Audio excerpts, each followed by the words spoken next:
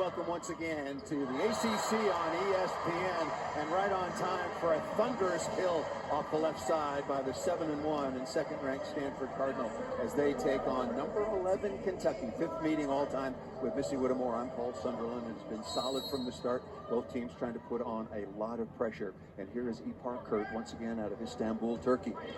Had the decision to make, do I turn pro as a youngster or do I come and compete in the United States? And here she is at Stanford. Roll shot covered there by Kentucky.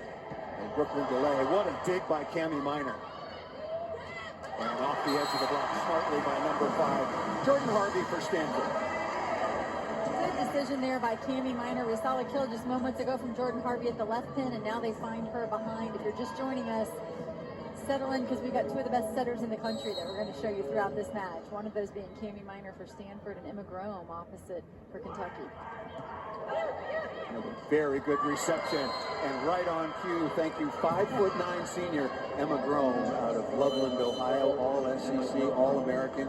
In 1922 was the SEC Player of the Year, and I said, who was the setter of the year in the SEC last year? We don't have that award, but they do in the Pac-12, or they used to, and Cami Minor has won that on a couple of occasions. Two of the very, very best. It's a fairly long list of quality setters around the country. Perfect pass by Ogilvy.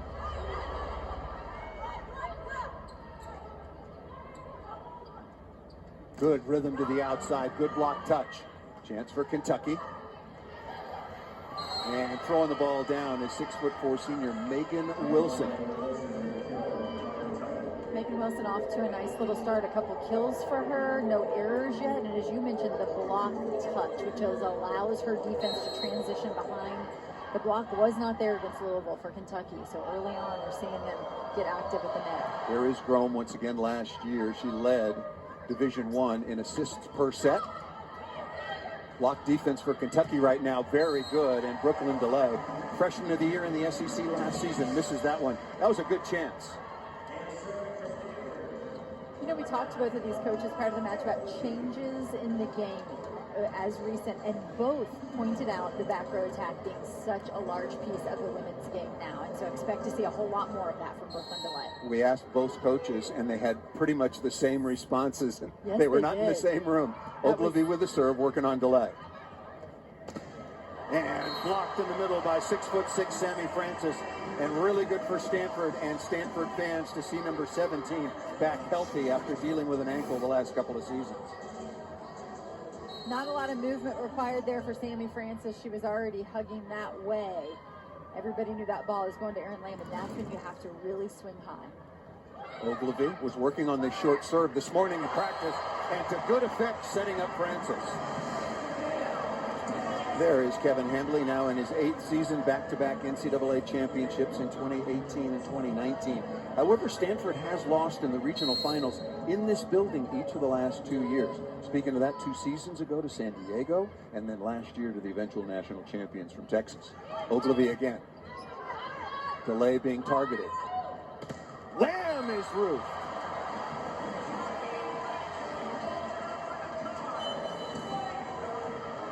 4-0 run for the big block of the second-ranked Stanford Cardinal. And Kentucky calls a quick timeout. Stanford on top. Thanks for joining us.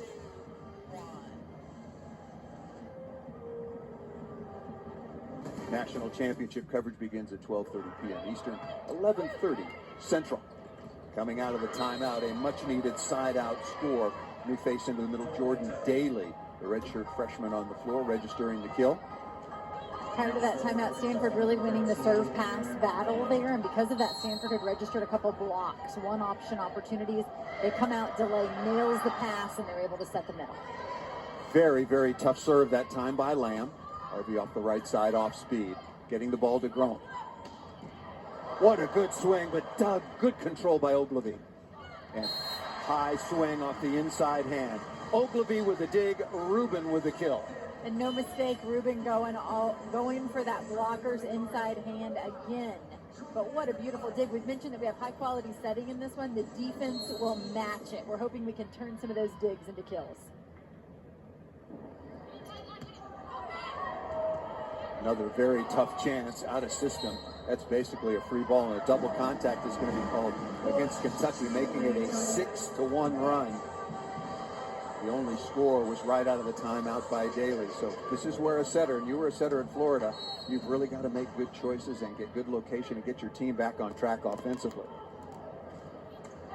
And that is a break. The Stanford Cardinal service error into the top of the tape. Excuse me, I was going to your point, Paul, Emma Grome has just been on the run. Most of her passes have been at the 3-meter line or beyond. So if they can get her a little bit more accurate pass, I think she can get the offense back on track. There is Tuzzo, has taken over from Eleanor Bevan as the starting libero, and Bevan was libero of the year in the SEC a couple of seasons ago. That's how good Tuzzo is.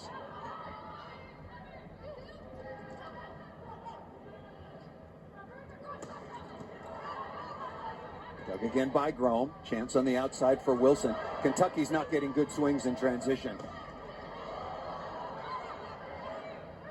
That's better off the net, and Brooklyn DeLay, number 17 in black, off the top of the block.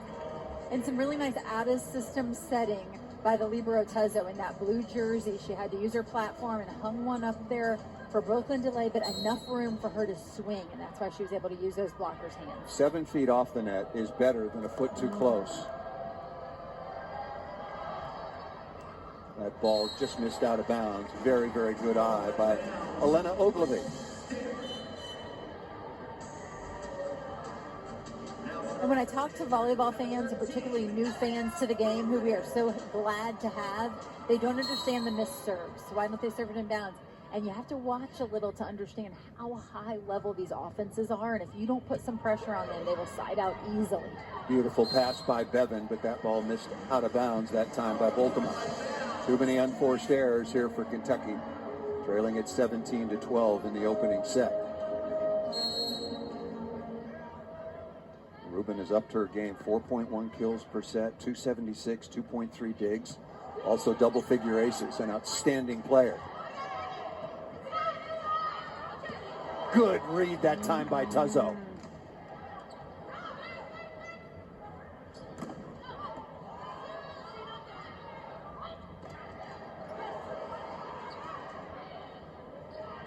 In transition again, Stanford is swinging and Kentucky is tipping. Out of the back row, Rubin with the kill.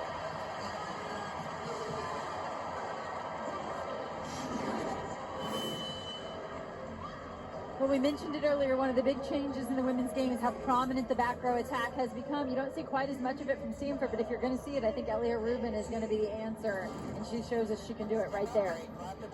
We will step aside once again. The second-ranked Stanford Cardinal on top at home by 6.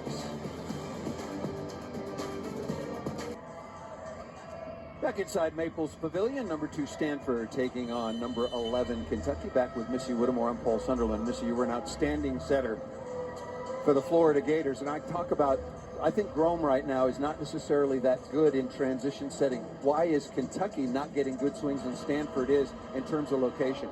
Yeah, because the numbers tell the story. Stanford hitting 318, Kentucky hitting 0. They're not getting swings in transition. Now, is that Kentucky not asserting themselves? Is that Kentucky not being aggressive enough, or is it the location of the set? I would dare to say it's a combination. Yeah, I agree. I think one feeds the other. I mean, Grome is outstanding. I mean, you see that all the time. She's had a wonderful career in Lexington, but I think during the course of some of these long early rallies, she's what we call trapping hitters a little bit, just setting too close. Wilson. And maybe out of system trying to keep the tempo up when they just need to raise it a little and get a quality swing. Stanford led 13-9, timeout, 18-12. And here is Wilson. As you pointed out, Stanford much better. That ball set too tight.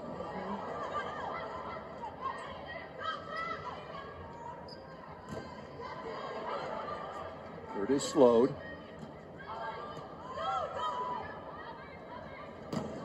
Really good set that time. Well off the net. Good room to swing. And the kill by Kentucky's Baltimore. Baltimore, just a redshirt freshman, so her first court experience this year. And boy, is she going to be good behind the setter. Really tracks it off one foot quite well. Sidelined by an ankle injury last year, and you pointed out how good she was against Louisville. 11 of 21, only 3 errors. Really solid numbers. Kurt again, that ball through the block and down for number 15 in white.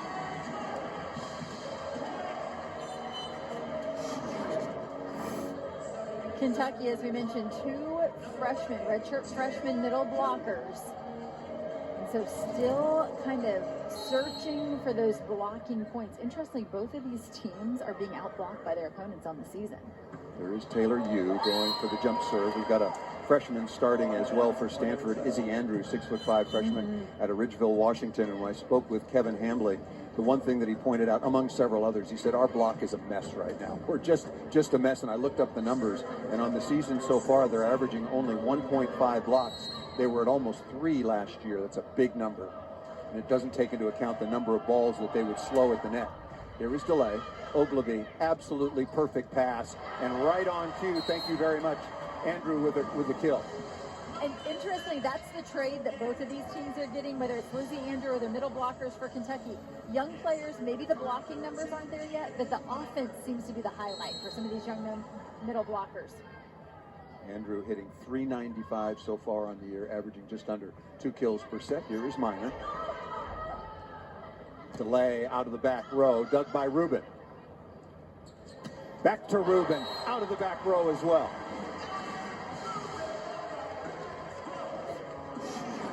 And you got to like the chess match here between our setters. A back row attack for Kentucky. Cami Minor comes right back with one of her own, and it's great ball movement on the part of Rubin there to work her way around the block and swing for those deep corners. The lead is 21-15, Minor again.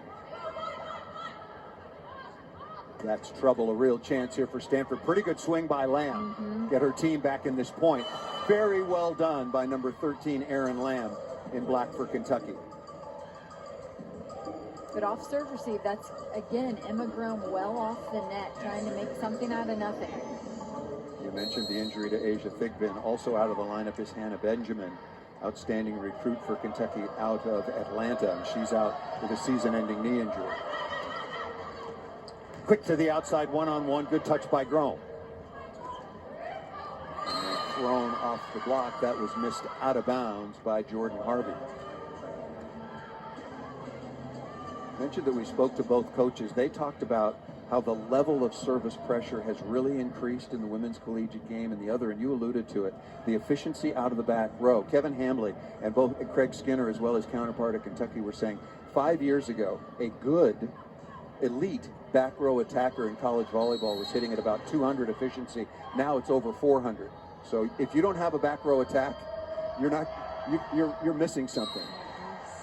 Teams continue to try to serve as tough as they possibly can. As you mentioned, that back row attack, Paul, interestingly, in this rotation, because of the change to the lineup with Asia Thigpen out, Megan Wilson now playing across the back row, and Kentucky actually has 2 back row attacks in this rotation with both Brooklyn DeLay and Megan Wilson. Good block on the outside by Rubin.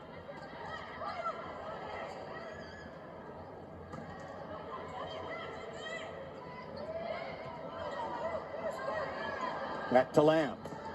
And got a piece of the top of the block. Number 13 in black doing a good job hitting her team out of trouble.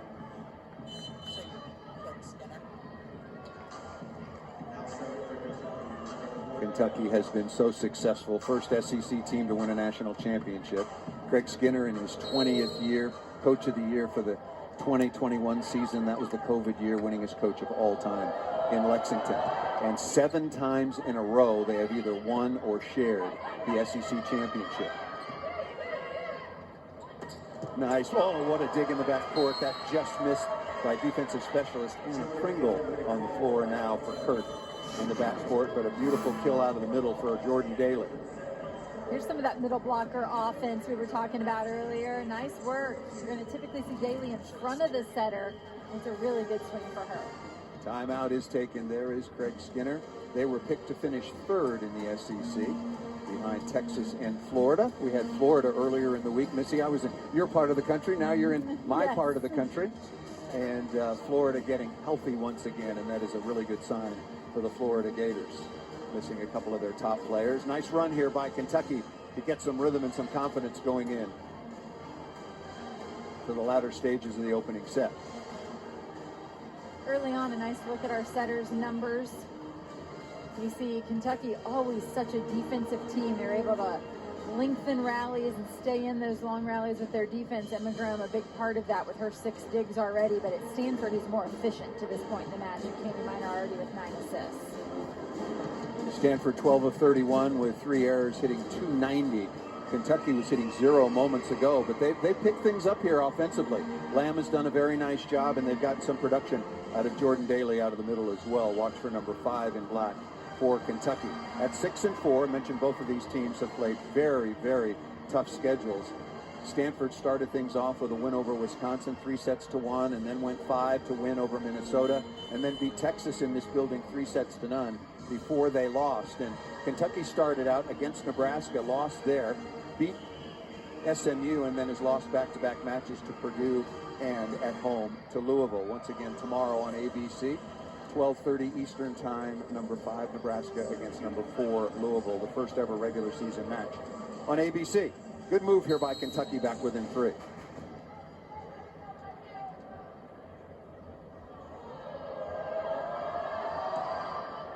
And timeout, nicely taken that time by Kevin Hambley. That ball drifts long, and the service errors starting to add up. 9 total, 5 by Kentucky.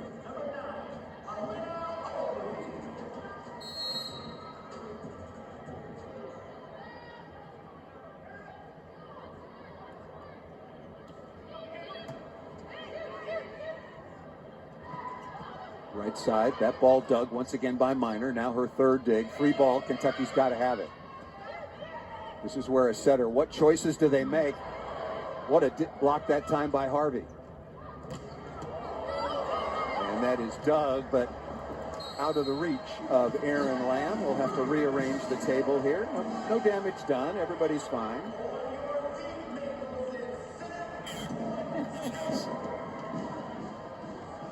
Well, you know, you got to pursue the ball. Yeah, that's right. It was a good Great run. Effort. Great effort. It was a good run. Set points now for Stanford. Good response out of the timeout.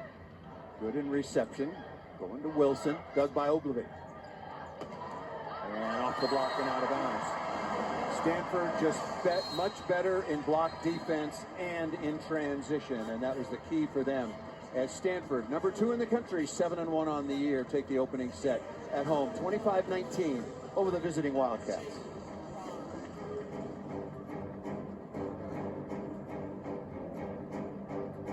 Around you. Stanford University. Missy Whittemore, the anatomy of what makes a good setter. We've got 2 of them right here. Let's start with vision. The idea that you have to be aware of what's happening all over the court. Pair that with communication. So much communication happening within a rally, and a setter has to be right in the middle of all of that. Ball control. Hopefully it's a good enough pass that you can get 2 hands on it, but if not, Emma Graham can do it with 1 hand. And then decision making. 3 attackers. You have to know what is the opponent's block doing and make the right choice at the right time. It happens very quickly. This one's kind of fun, but how about the giving spirit? Because you better have a personality that's willing to say, my fault, even when it's not. You want to keep your hitters in a good headspace. And the foot speed. This is a very simple serve-receive pattern, but over the course of a night, setters put in a whole lot of miles, and we've already seen that from Emma Graham tonight as the Kentucky pass hasn't quite been on target. Missy Whittemore's top 5 setters around the country, in your opinion, of which there are many. This could have been a list of 10 or 12. Oh, easily. We've got the 2 seniors right here in this match tonight. Pair that with Rachel Fairbanks, another senior out there who is such a special talent, can play as an attacker or a setter. Bergen Riley now in her sophomore season. We saw her set as a freshman in the national championship game last year for Nebraska.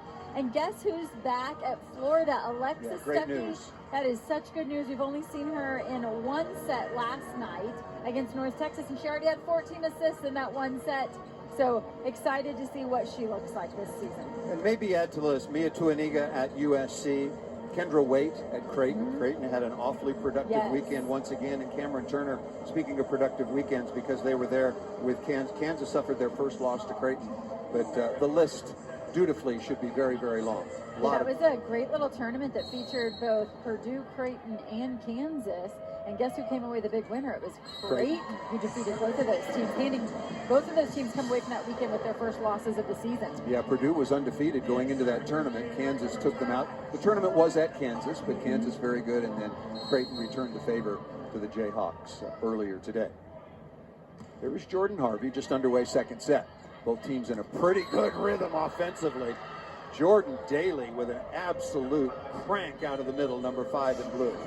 And this is a great example of Emma Grome doing everything right. Look at this, the decision making, the vision, the ball control, the tempo that she just created right there. So good.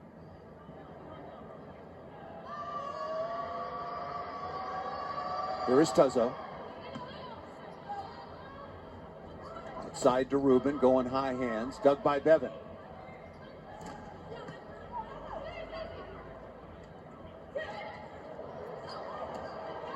Good read by Grome.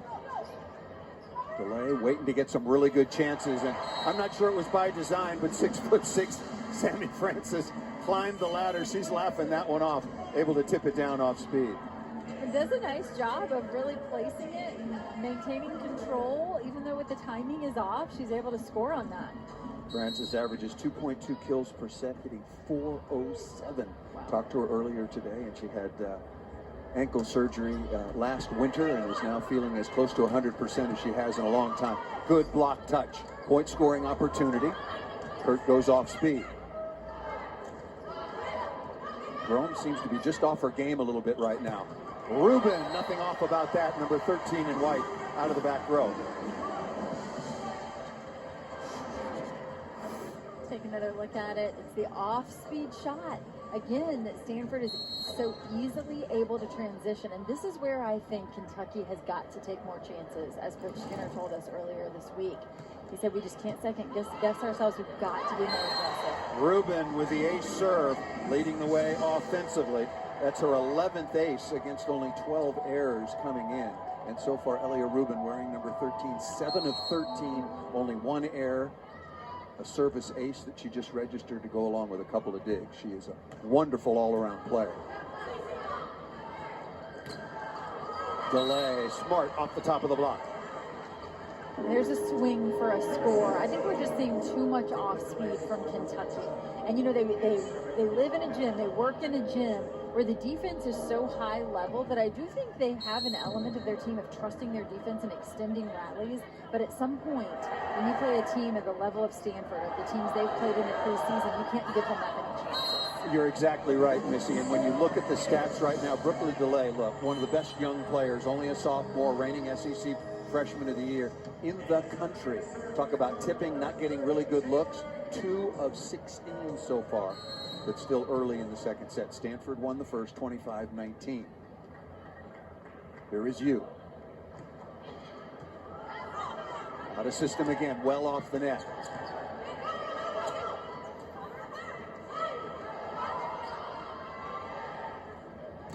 That's a good set. Again, you played a long time at a very high level at 4. What's the difference between a good set in transition and one that is not really hittable? I think the difference that we've seen on those last couple of swings is they haven't been quite so tight to the net. We've seen the Stanford block start to get involved. As you mentioned, Coach Hamby said it had been a mess, but it's looking better here right in front of us tonight. And so I think Kentucky has to give themselves a little more room. Right now, Lizzie Andrew at the net at 6'5". It's a big block. Keep it off the net just a little so you have some room to swing around. Tough serve, but missed just out of bounds. Once again, teams trying to apply pressure. Harvey will come back on, giving way defensively to Taylor Bevan out of St. Louis. Stanford does deploy a couple of defensive specialists, and Craig Skinner saying that they were going to, the Wildcats were going to try to target the DSs. Perfect pass. Dug by Minor.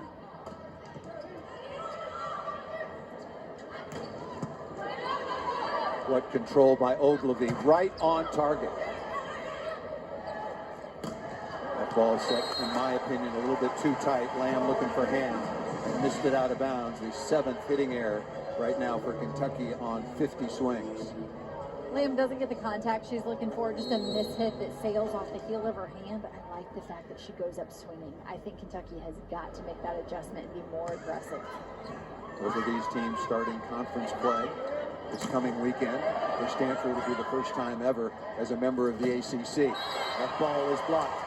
Ipar Kurt, 6'2" redshirt freshman out of Turkey, and we told the story, but it bears repeating. She met Cami Minor at the under-20 World Championships in the Netherlands. They struck up a relationship. Cami was quick to say that the United States beat Turkey, and Ipar Kurt went to an American school in Turkey and had the wherewithal to. She said, I was either going to turn pro, and if I got in, I was going to come to Stanford. Well, you asked her about leaving, arguably one of the best clubs in the world, and she said, I had to have something in my hand. It had to be worth it, and we both agree. We thought a degree from Stanford is pretty worth it, right? And to play here for this program, she said, I felt like I was getting a 2-for-1. Another extended run for the Stanford Cardinal in the opening set. They had a 4-0 run, a 3-0 run, and now, once again, a run by the Cardinal to take the lead.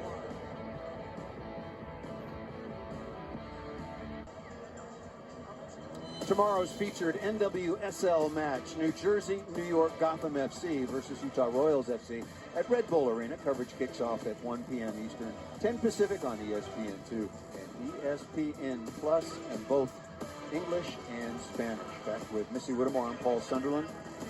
What Kentucky has done, and Stanford obviously gets a vote, is given up numerous big runs. You can't do that against a quality opponent. It started from the service line for sure. Excellent pass by Tuzzo out of the back row, dug by Oglevie. Kurt going off speed, Tuzzo there again. Oh, what a block. 5-0 run.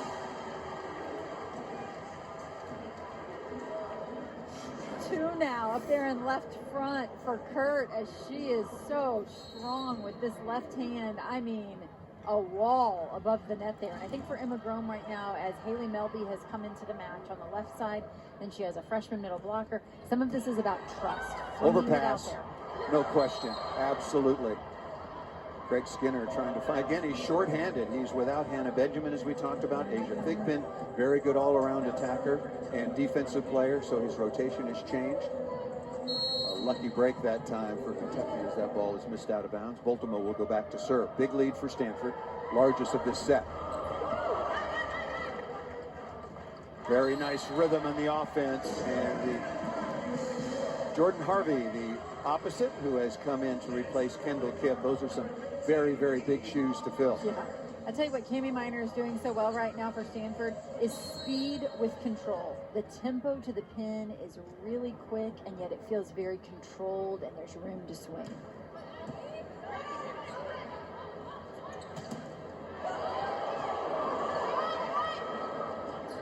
By Rubin, and then again in transition. And on the overpass, net violation. Elia Rubin with her hand in the cookie jar on the follow-through.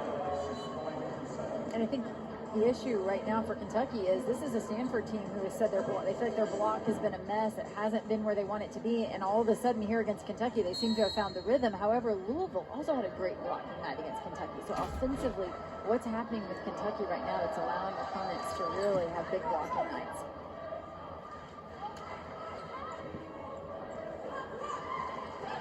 Another one still tight in transition. Melby, as you mentioned, is on, dug by Cami Minor. Oh, tough shot. A good swing, but just out of bounds. Melby thought she got a piece of the block. The 6'2" junior didn't play last year due to injury and thought she got a touch off the top. So we will have our first challenge.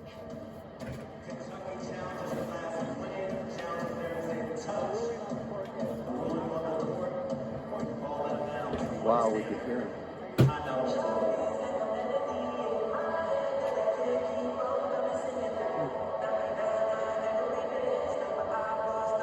Two challenges for the match. If you are correct, you have an unlimited number. You can challenge touch off the block, ball in or out, and several areas of foot fault, ball up or down as well.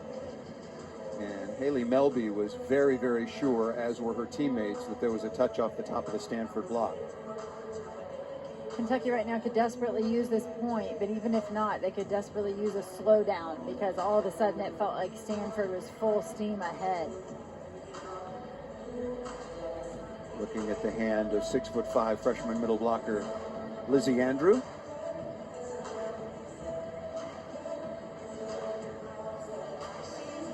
And this is always the toughest one to either confirm or to reverse. Looking for the right hand that time of Jordan Harvey.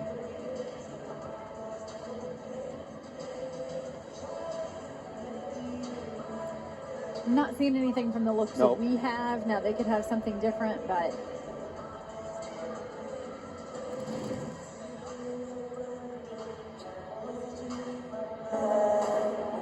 After review, the ruling on the court is going to be confirmed. Ball out, point Stanford. Okay, no touch, so Kentucky has one challenge remaining unless we go to a fifth set when each team would be awarded an additional challenge. That looked like a pretty good swing. But once again, the touch off the block, the frames per second, it's the most difficult, and it has to be absolutely 100%. Elena Ogilvie back to serve. Stanford with 4 blocks, 2 in this set, leading 12-5. They won the opening set 25-19. And the Pringle defensive specialist back on once again.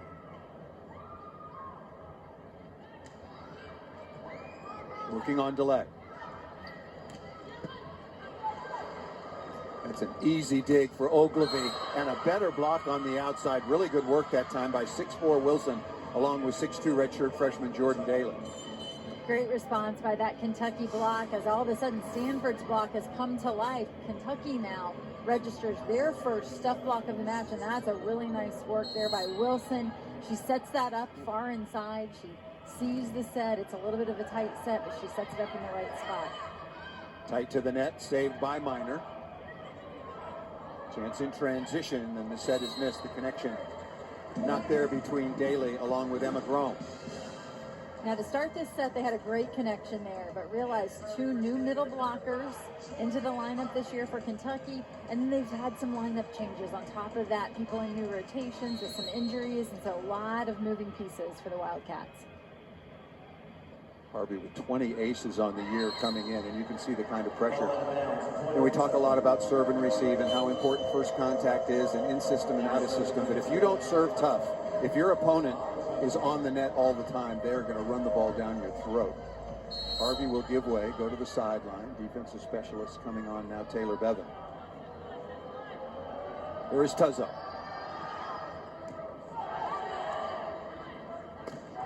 Well handled through the block and down by 13 Rubin.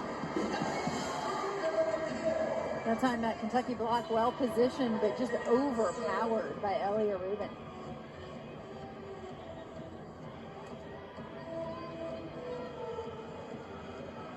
Rubin and the Stanford Cardinal hitting at 240 below their season average, and Kentucky continues to struggle.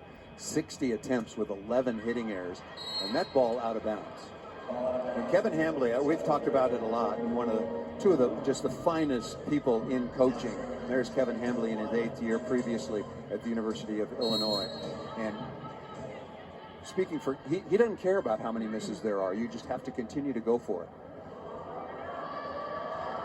Here's Wilson. Ball very tight to the net. Francis, that's not a fair fight. No, it's not. Tammy Minor gave it everything she could to try to push that ball all the way back to Sammy Francis. Wasn't necessarily a killable ball, but she delivered something that Sammy Francis could at least get a hand on. And a great push there at the net by Francis to have the last of that one. Yeah, that's a ball control error by Kentucky. You can't put your 5'9" setter in that kind of situation, let alone against 6'6" Francis on the other side. Nice play. Out of the back row, point and possession to Brooklyn Delay. Delay's numbers now 3 of 18, and it is all Stanford so far through a set and a half. Stanford ranked at number 2. They'll probably drop a couple of spots after the sweep at the hands of Nebraska. Kentucky number 11 there, 6-4, lost at home to Louisville. Minor on the run. That's good first contact in defense, but still no swing.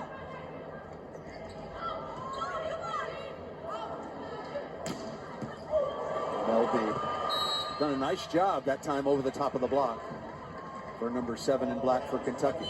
Nice high contact point for Melby so far. You mentioned the no swing on the slide, Paul, and I think some of that is the youth of the middle blockers and their timing, knowing when to go. I think a lot of that is on them as well.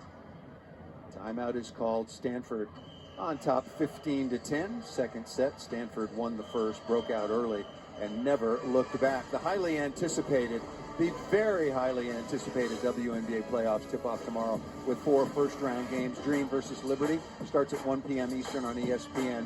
Caitlin Clark leads the Indiana Fever versus the Sun at 3 p.m. Eastern on ABC. Mercury versus the Lynx, and right on down the Storm versus the defending champions out of Las Vegas, the Aces and Asia Wilson. That's at 10 p.m. Eastern, 7 Pacific on ESPN. It's game 1 in the best-of-3 series starting tomorrow. There have been very, very interesting matches throughout the course of the non-conference, all the top teams playing one another. We were there together for that. Florida getting healthy. Kennedy Martin back in the lineup. Florida beat Florida State. Louisville, they are rock solid, returning most of their lineup. And speaking of that, how impressive was Olivia Babcock in Pittsburgh at home against Penn State? And then number 5 Nebraska over number 2 Stanford, 3-0. And Texas has been kind of an enigma. They've lost 3 matches, but they had no trouble with Baylor. Number 8 Texas now over number 20 Baylor. Other matches, we've talked about this one as well, Missy.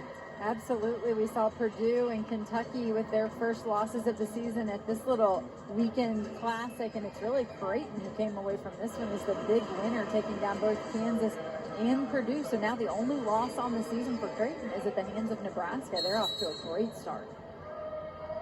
Texas lost early 3-2 to Minnesota, and then lost at home to Miami. That one got a lot of attention, and then lost here 3-0 to the Stanford Cardinal. Nice tip over the top by 6'5" Izzy Andrews, and Stanford rolling. And an empty net for Elia Rubin out of the back row. I don't think that's by design for Kentucky to give her an empty look out of the back row. Well, especially, it's no longer unique for the top teams to have a real weapon out of the back court. Last year it was Kendall Kipp, and now it is Elia Rubin. Nicely done, right back at you. Why has the back row attacking become so much more effective over the last few years? Well, I think it's the dynamic athletes that we're seeing in the game, and also the speed of the back row attack. It is so fast now. You saw how quickly Brooklyn DeLay was on top of the net.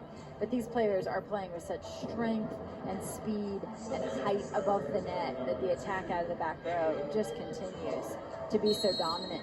And it's giving players sometimes more one-on-one looks out of the back row than they're getting out of the front row. Sarafa coming on and serves up an ace.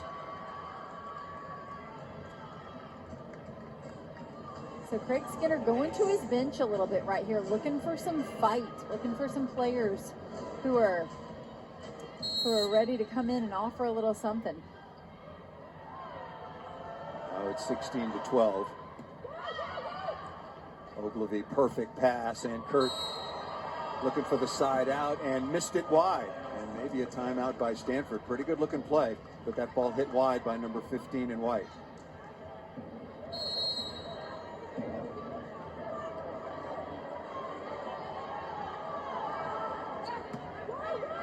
Looking on Rubin. And Kurt on the right side, but this is Jordan Harvey off the left in rotation 1. Hit 245 in terms of an efficiency and 2.6 kills per set. It was actually another really good serve for Kentucky. The serve actually put Stanford in a one-option situation, but Harvey just hits them right out of it.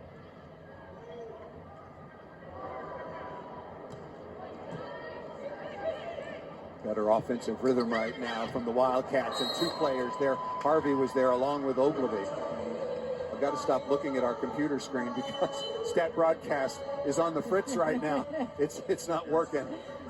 17-14, Emma Grome, 5'9" out of Loveland, Ohio, and what a career she has had. And what a role model. Madison Lilly, the AVCA National Player of the Year, is one of her assistant coaches, led the Wildcats to the national championship in the COVID year 2021.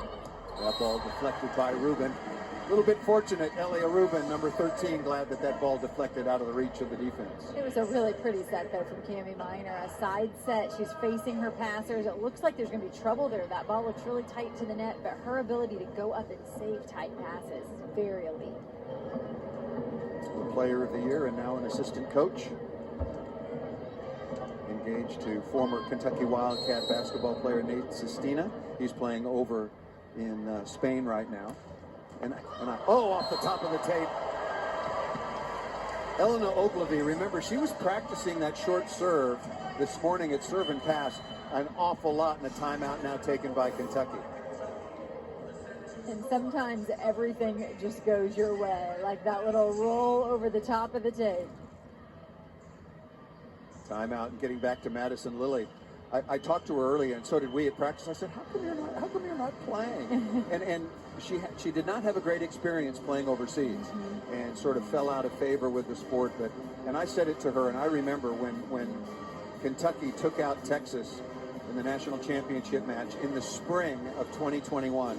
I thought that was, if not the best, one of the very best setting performances I had ever seen in a championship match. She was really, really a first-class performer for Kentucky, leading not only Kentucky but the SEC as well to the first ever SEC title in women's volleyball. Yeah, I would agree. If you want to know the anatomy of a setter, that would be a great match to go back and watch. She executed at a very high level. That team just had incredible chemistry, and she had several weapons, and she used them so wisely, the way she spread the ball around and created tempo.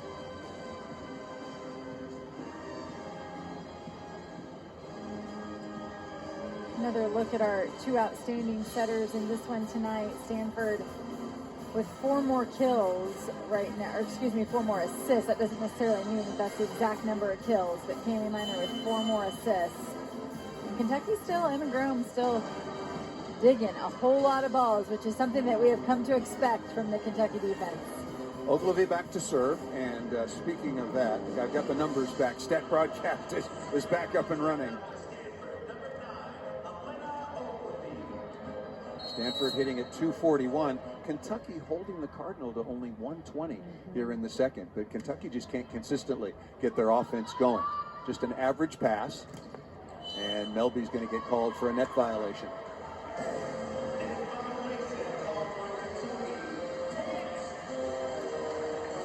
Just too many free points right now offered up by the Kentucky Wildcats against a squad the caliber of Stanford.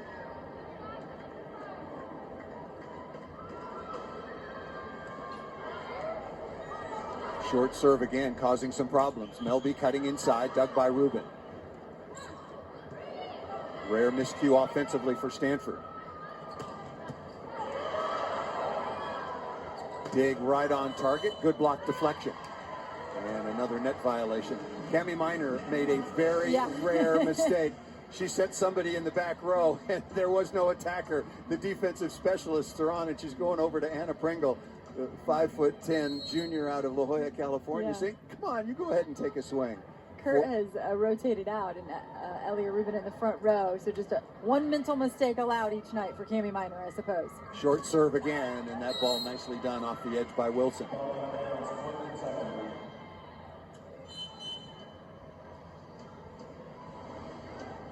Got a wet spot on the floor. We will take a moment to clean that up.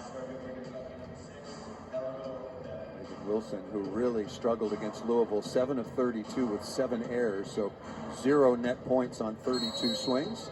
So far on the night, 4 of 16. Jordan Daly has been very, very good, but Kentucky's got to find a way to get delay going. Eleanor Beveren serves a winner right now with Lamb out. She's getting the opportunity to serve. Another off speed in a transition opportunity. Nice swing that time by Harvey. And not just a transition opportunity, but really a free ball opportunity, Paul, because Eleanor Beveren serves such a nice ball that they have to send a free ball back over. Here it comes, and then they don't get anything out of it. Instead, they give it right back to Stanford, and that's what we're saying. You can't afford to give them multiple opportunities. Really good pass by Tuzzo, given the quality of the serve. And speaking of quality, Wilson over the top, had the touch, the ball was in any case.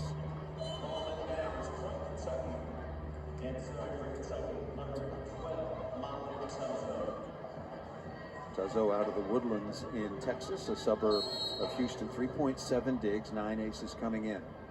If she took the libero job from Eleanor Bevan, she's got to be playing at a very high level, as is Elena Ogilvy. Rubin thumping that ball through the block of Kentucky and down. Rubin now in double figures, 11 kills on 23 swings.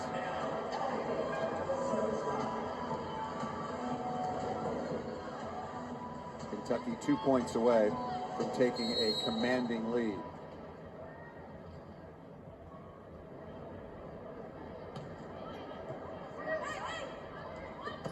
So another perfect pass. Stanford working hard at the defensive end. I won't even call that a miss by Ogilvy. No. The ball got up into her shoulder, just a little deflection, and couldn't make the play defensively. And Bultema comes in so hard. Nice big approach. The setter gets pulled back into right front, and great communication that time between setter and hitter to keep that play on.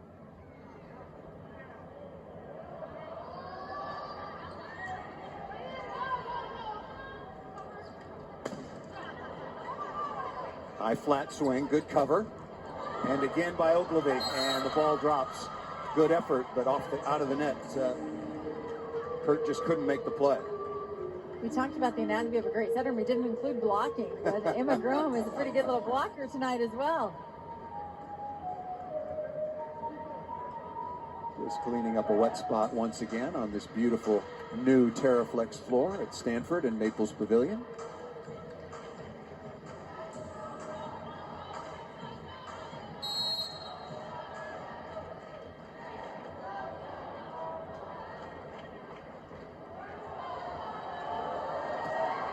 Another service error.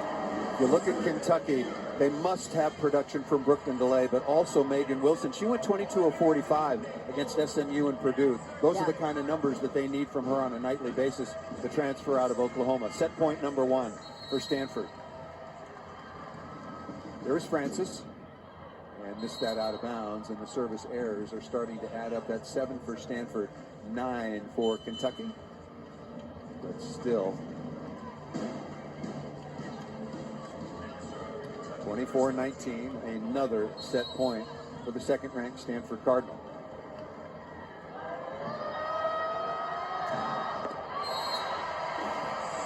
Serving and receiving or not is the story of volleyball. So all number 2, the Stanford Cardinal, bouncing back very nicely after losing on the road to a very impressive performance from the Nebraska Cornhuskers on top 2-0. They win the first set and the second set by the identical score of 25-19.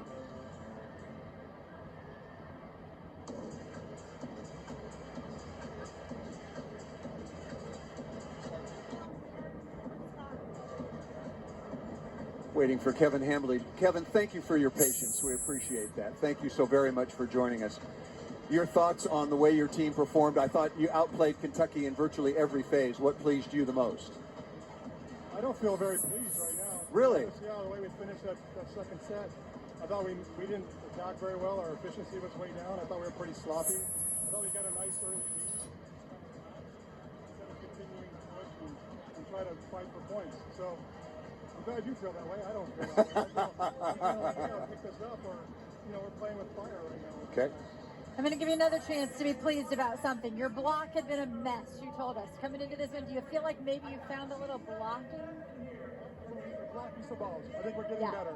Yeah. There's progress going on. But we missed some things that we're supposed to be on. And, I'm supposed to be perpetually unhappy. And so I am unhappy. I was just about to use that line from you, McCutcheon, perpetually dissatisfied. A coach's life. Yes. But so I think, yes, you made progress. And, I like this team, and I think we can be better. It's just like we're not playing to our potential, or even where we are right now. And that's the part that, I think we got lucky that they haven't got it together yet. And if we don't pick this up, we could be in a lot of trouble here in the next 2 sets. Kevin, thank you so much for your time. Always appreciate it. Kevin Hambley, now in his 8th season here at Stanford, back-to-back national championships in 18 and 19. Perpetually dissatisfied, but still up against a very good team, 2-0.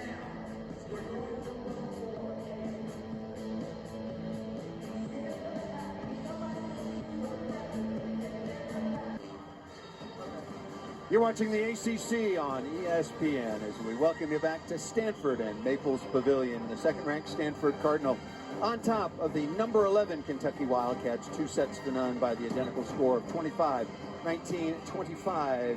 25-19. Both of these teams, and the numbers don't really bear it out. We were talking about this earlier in the week, Missy. Both of these teams have played very, very tough schedules. Kentucky currently 6th, but Stanford, when you look at who they have played, Wisconsin, Minnesota, Texas, Nebraska, the problem is Minnesota's 4-3 and Wisconsin's 3-3, and nobody anticipated that. But if you look at the end of the year, they will both have to do a lot of work in their respective conferences, and Stanford, as a reminder, moving over to the ACC. Back with former Florida star Missy Whittemore, I'm Paul Sunderland. Your thoughts on the first couple of sets and where this is going in terms of this team's development? And I love the frankness of Kevin Hambly, perpetually dissatisfied. Well, I think maybe we need to do the anatomy of a good coach, and that should be the first thing listed. Perpetually unhappy, and that's what we saw from Kevin Hambly, who just wants better execution from his team. He knows how dangerous Kentucky can be. And I think the question for Kentucky right now is Kentucky patient, or are they not aggressive enough? And I think they've got to find that happy medium. Know when to extend rallies, but know when to go for it. Because what we're seeing is they're giving too many chances to a really good Stanford team, and Stanford's making them pay. Well, realignment in the ACC added Cal, Stanford, SMU, and now conferences like the Big Ten are going from coast to coast from Boston College out to the Bay Area. This is the addition with Stanford and Cal, and of course SMU made some headlines when they beat Nebraska 3-0. And then Stanford's road schedule, frequent flyer miles, and spoke to Kevin Hambly about it. And the time difference, the 3-hour time change, was one of the things that concerned him the most. But first up, Notre Dame, Salima Rockwell turning that program around, and then Louisville ranked at number 4.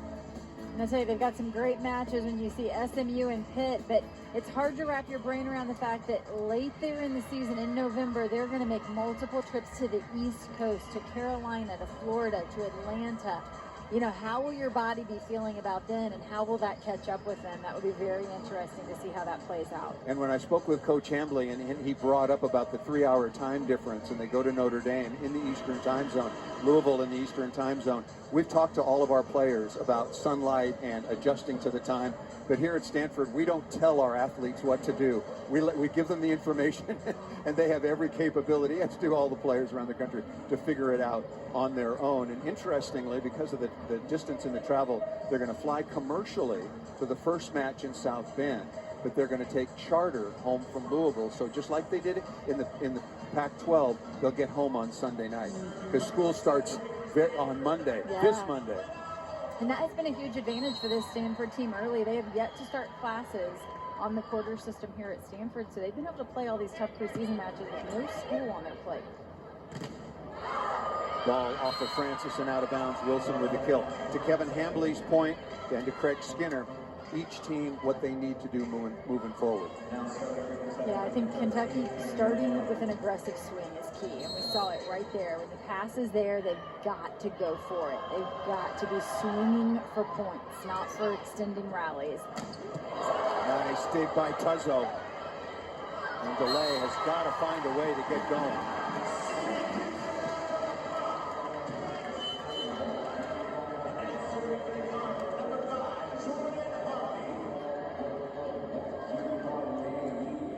The start of the third set here in Stanford, Maples Pavilion. Jordan Harvey back to serve. 6 kills on 11 swings. Rubin leading the way with 11. 6 blocks now for Stanford. Delay with some room to swing. That was a good looking swing from Delay, and interestingly, that's actually out of system. She's just so far off the net that the block isn't able to get hands on this ball, and you see she just cranks it right inside that left hand of Sammy Francis. That's a big aggressive swing.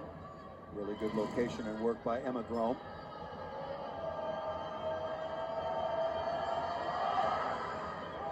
Tough flat serve, but just over the end line. I do think with the aggressive serving that we're seeing, you still have to think about timing a little. There was some inopportune misses there to miss the last 2 serves of that second set for Kentucky. That's a time when you got to put the ball in play. Rubin now with a service ace and 4 digs to go along with double-digit kills and back-to-back service errors. Kentucky, ranked number 11, comes in at 6-4. Stanford at number 2 at 7-1. Wins over Wisconsin, Minnesota, and Texas.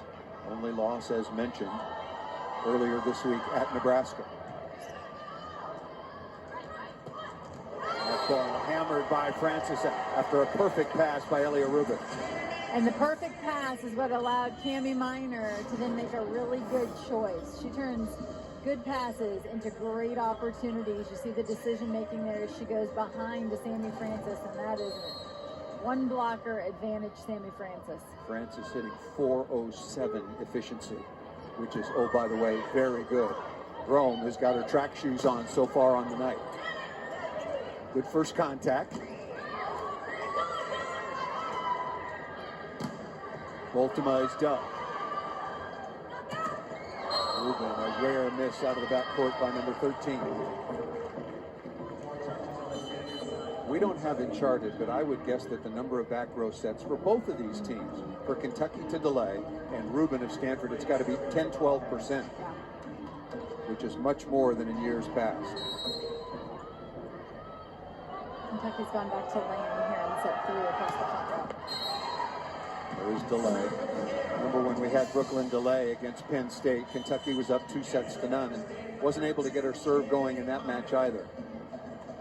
It is a key component offensively. 17 of 54 against Louisville, averages over 4 kills per set. Struggling so far on the night. Stanford's block defense much better. And yet another miscue, and that's a bad one. Those into the net. Our stats hasn't updated. That's 12 errors for Kentucky and 9 now for Stanford. What are you telling me, Stat Broadcast is on the fritz It's a little again? slow. It's a little slow. Okay. No comment.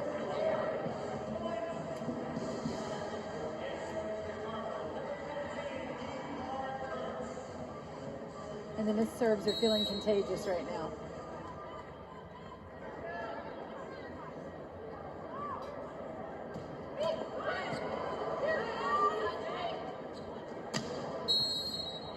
It's going to be a back row foot fault violation on Megan Wilson.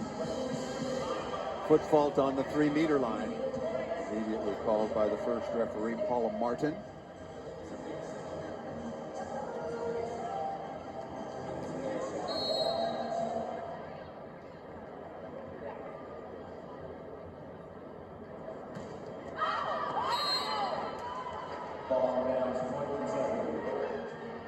Wow.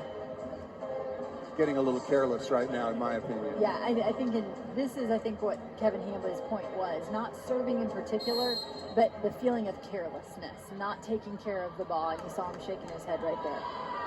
Well, Chris Poole said that to us the other night, the outstanding coach for Florida State. We talked to him in between the second and third, and it was similar in terms of numbers. That ball ruled up. We might have a challenge. Andrew skying number 11 in white.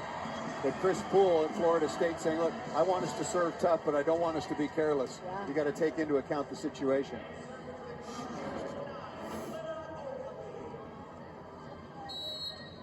Lizzie Andrew right on the spot. Yeah, Harvey there to help.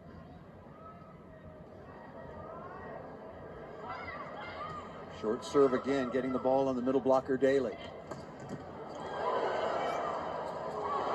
That is a miscommunication that time in the backcourt between Pringle along with teammate Cami Minor after another good dig by Ogilvy.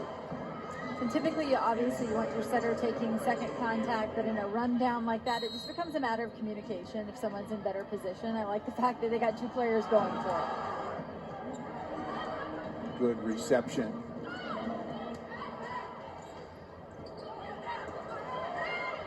Oh, look out. Players all over the place. Almost a dangerous play. And really good work and effort by Harvey trying to track that down after the dig by Cami Minor. A center line violation, and Kentucky with a very, and I do mean very rare lead.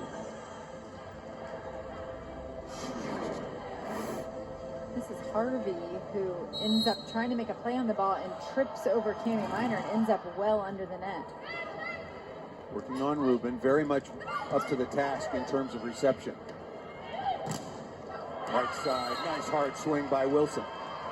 I think hard being the key word. We've seen delay and Wilson come out just with a little something extra on it, maybe swinging with a little frustration, which might be a good thing right now. Wilson now 7 of 20, hitting .250.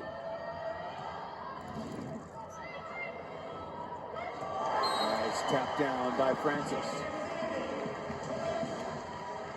And from the angle that Sammy Francis is contacting that, even as a tip shot, it just becomes so hard to defend when she's on top of that ball, pushing it to the floor.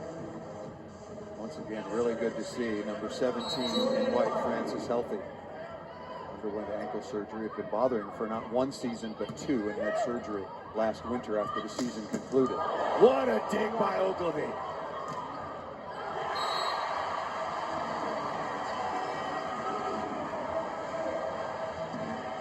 Just an incredible diving save by Elena Ogilvy. Certainly worth another look. I thought for sure this ball was to the floor, and it is just a one-arm scoop from Ogilvy. Beautiful work.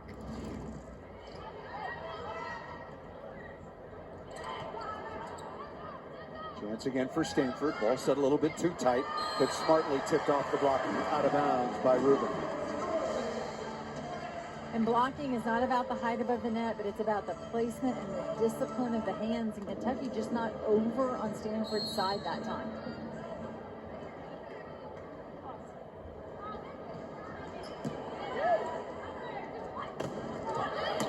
Oh, what a play. Staying with it is Harvey. It's a dig, and the defensive effort will be nullified by a net violation. Elliot Rubin just said to Sammy Francis, did you net? She said no. Rubin said neither did I. I think we're going to get a challenge here. We will get a challenge. You can challenge that there was a net. You can also challenge that there was not a net violation. The ruling on the court is point Kentucky, net violation. Stanford is challenging there was no net.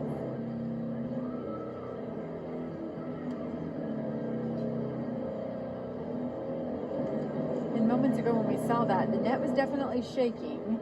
So the question is it a player in the net? Is it a player from Stanford, Kentucky, or was it the ball that got a piece of the net?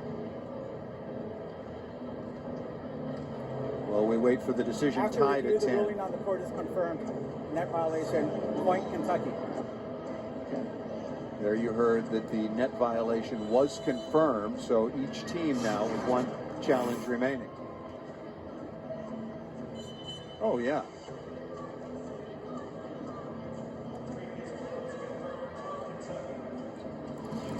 Francis and/or Rubin into the net. Elena Ogilvy, fourth all-time in digs here at Stanford. Came in with 1,733. Morgan Hintz, the all-time leader with 2,310. They've had some good ones here, as they have at Kentucky. Many of them at Kentucky. Good swing. Wilson again with the kill going away from delay. Another big rip from Megan Wilson. I like it, and I like the fact that as Kentucky has come out with a little fight here in the third set, Stanford has raised their defensive level, matching the intensity. A little bit of a sloppy set, I'll be the first to say, but I appreciate the response coming from the defensive effort from Stanford.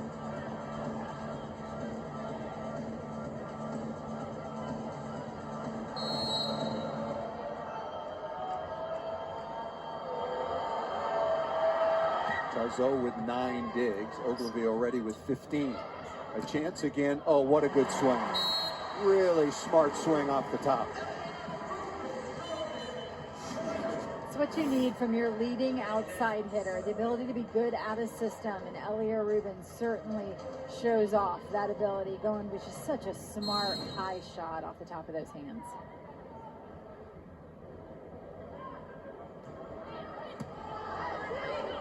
Kevin on to pass. Delay is rejected out of the middle. Nicely done by Francis. 7 scoring blocks now for Francis and Stanford.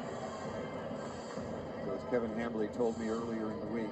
Our blocking was a hot mess, and now not so messy. And how prescient was Kevin Hambley? He said, look, Kentucky's going to get back in unless we clean things up in transition and elsewhere. And Kentucky very much in this third set in a must-win situation for Kentucky to keep this match alive.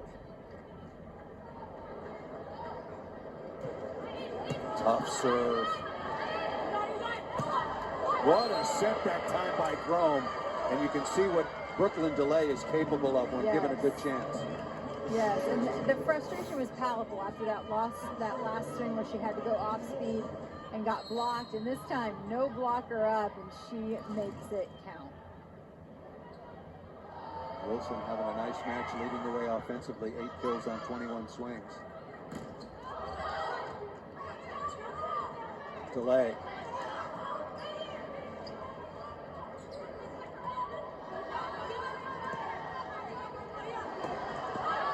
Tight, looking for hands, and the linesman saying no touch. Brooklyn DeLay is absolutely convinced that there was a touch off the top of the block.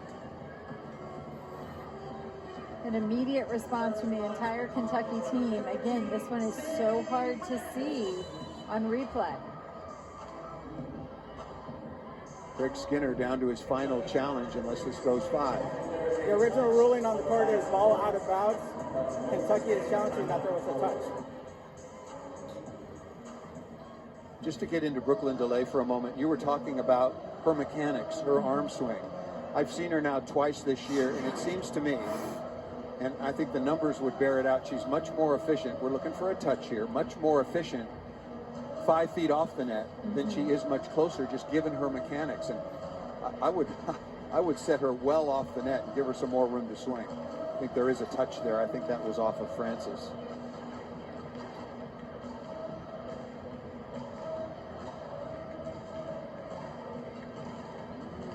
Second look, that one appears to be over the top.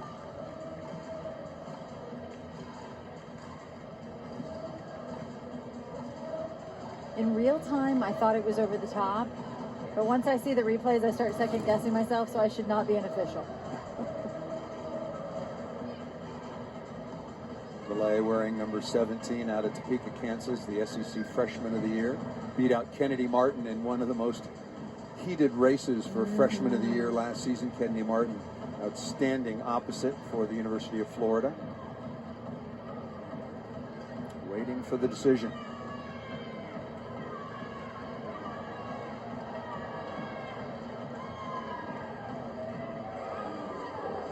Craig Skinner, the head coach at Kentucky in his 20th year, winningest coach of all time in Lexington. I think we have the ruling. After review, the ruling on the court is going to be reversed. There was a touch, point Kentucky. All right, there you go. Good work by the Kentucky Wildcats and work by Craig Skinner. So he retains his final challenge. Each of Stanford and Kentucky have one challenge remaining. And so that will be reversed. So it's a 13-12 advantage. And for Brooklyn DeLay, now 6 kills on 29 swings. She averages about 11 swings per set, so to be at 29, not even through 3 sets, is nothing unusual. Here is Wilson. Kurt rejected. Beautiful block by Boltema. I thought that was a very important serve by Megan Wilson after that delay in play to not only put it in bounds, but put it in bounds with pressure. She created a one-option opportunity. It makes it so much easier for those young middle blockers if they know where to go, and Boltema finishes. Third block now for Kentucky, 7 for Stanford. Nice dig by Tuzzo. Smart shot, recycle the point. Offensive rebound. Bevan with the save.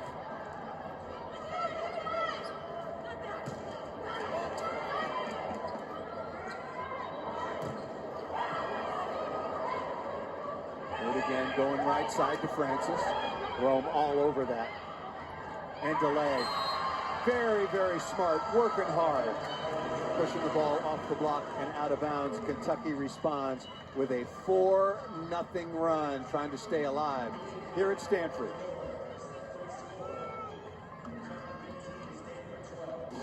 You know, I would give Nebraska a slight edge. However, because it's at Louisville, I think it becomes a completely even playing field. So I'm ready to get a bucket of popcorn and watch that one.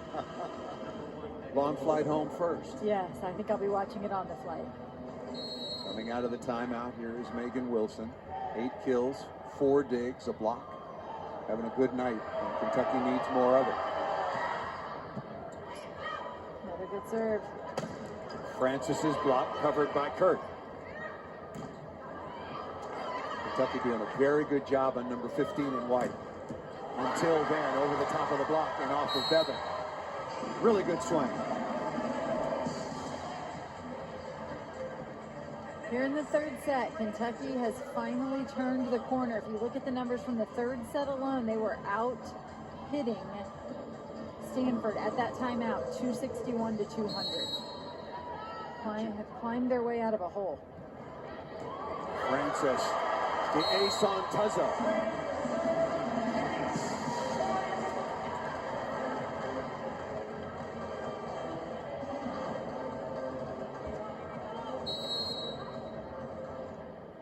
Ultima up front with delay along with Grohm.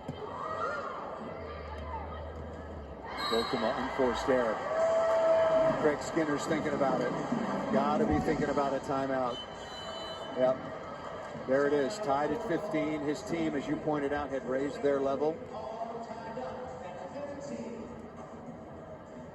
I actually like the choice there by Emma Grohm to trust her freshman behind, and I feel like rather than being aggressive, Ultima that time just tried to place the ball a little too much. Welcome back live once again to Stanford as the last weekend of non-conference play closes out here. It's number 2 Stanford taking on number 11.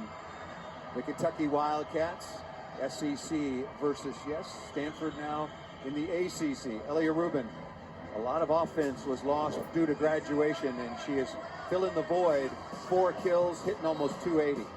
Well, there is only one player in this match so far tonight that's hit double-digit kill production, and that is Elia Rubin, Stanford's go-to outside returning All-American. And not only does she have 14 kills, but she's doing it at 357 hitting efficiency. Really impressive night so far. And a full night, stuff in the stat sheet. She's targeted a lot, been up to it in terms of reception, 6 digs, a service ace, and a block as well. Talked about what's missing. You know it's going to happen. Kendall Kipp, a couple of times Pac-12 Player of the Year, 4.1 kills, 320. Katie Baird, both of them are playing professionally in one of the top teams in the world in Turkey. So a testament to how good they were, and Rubin stepping right in. Passing at a very high number. Here is Francis. Had the ace on Tuzzo, and then the unforced error by Kentucky. Must-win situation for the visiting Wildcats, trailing 2-0.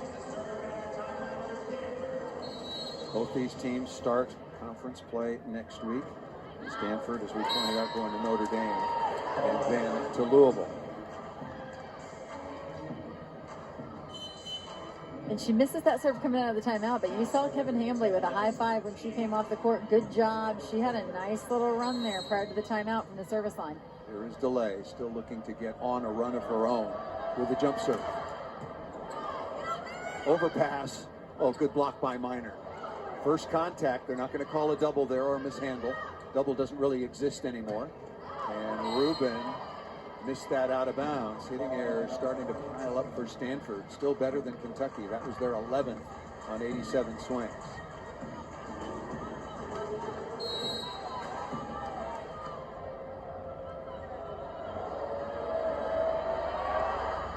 Delay, a little bit of a hybrid. Ogilvy had ball dug. Minor, a pretty aggressive setter, and Wilson should have made that play. Well, these 3 rotations with the injury to Thigpen, Kentucky now has Wilson in the back row for those 3 rotations. Cami Minor is picking her moments very well.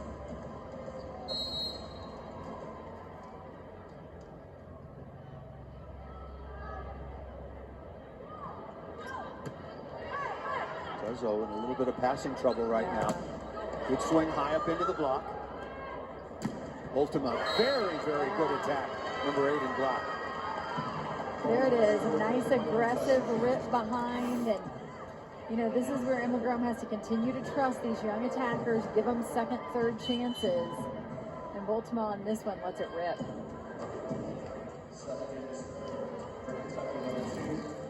Baltimore now 5 of 14 as a team. Kentucky getting 130, Stanford 249.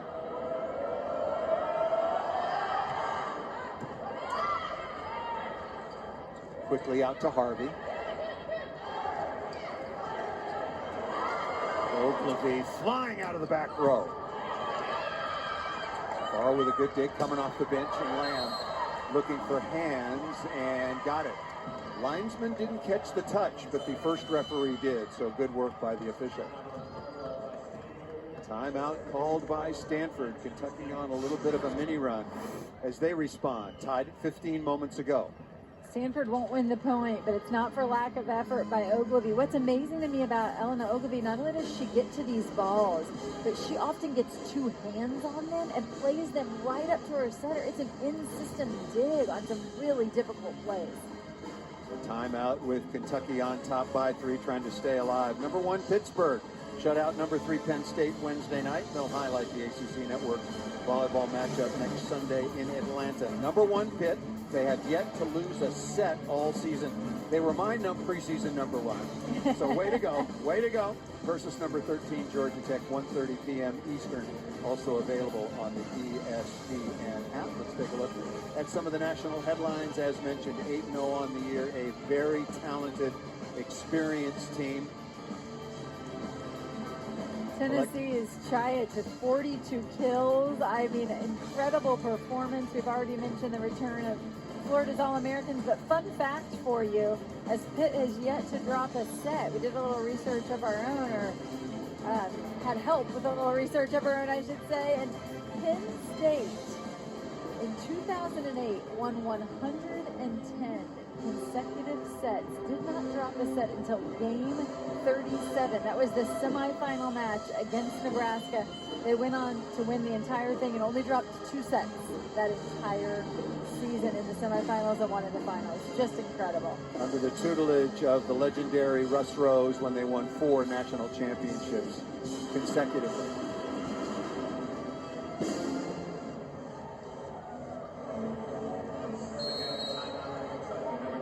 Sarafa back to serve. She's done a nice job coming in spot duty. And just as I say that, missed that one long. But pretty good by Sarafa. Yeah. Like Sammy Francis before. Put a nice little mini run together to help her team. And she will head to the sideline. So 19-17. Stanford again up 2 sets to none.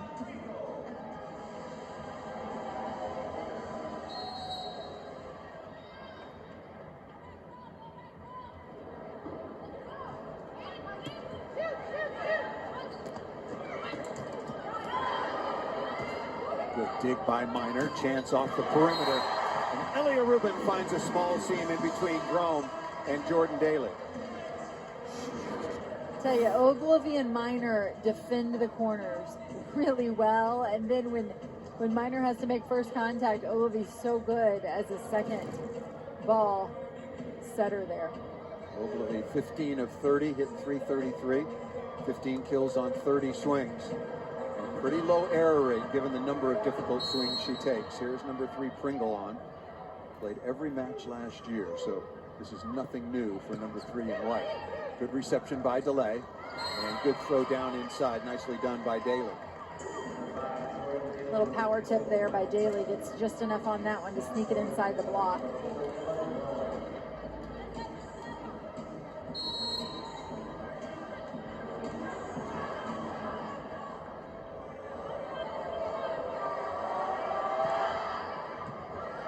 Tough serve, both of these teams. I know they're missing their share. Harvey high up into the block. Rubin, no. Andrew out of the middle. And you saw Daly there for Kentucky go ahead and make her move toward the right pin, Nebraska's left side, expecting the ball to go outside. She leaves the middle alone, and it's open net for Lizzie Andrew. That's the vision and the decision making of Cami Minor to see that happening in real time. Andrew now 4 of 8, no errors. Ogilvy back to serve, having a big match in reception and defense. Different looking play that time with Megan Wilson hitting out of the middle. Free ball. And missed it out of bounds, did Stanford. Stanford with a little different strategy on that free ball. We've seen several times them go very deep, and it's been effective. How right was Kevin Hambley? He was going to have nothing up 2-0 over a top 15 ranked team. And he knew that his squad, second ranked Cardinal, were not hitting on all cylinders. That ball missed out of bounds. The service error total continues to go up. That is 15 service errors for Kentucky and 11 for Stanford. Here's Harvey.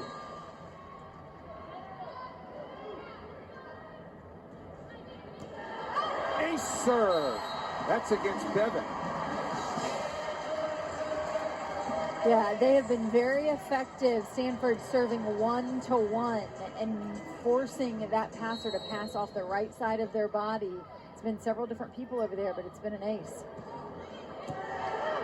Good comeback by Bevan and delay. Difference, that ball is well off the net. She's got plenty of room to swing. And there's a little bit more of a fight here in this third set, I feel like, from this Kentucky offense.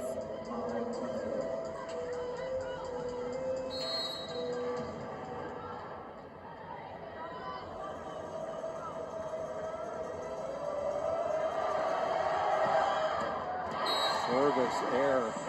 That's a couple of big ones late in this set when your back's up against the wall.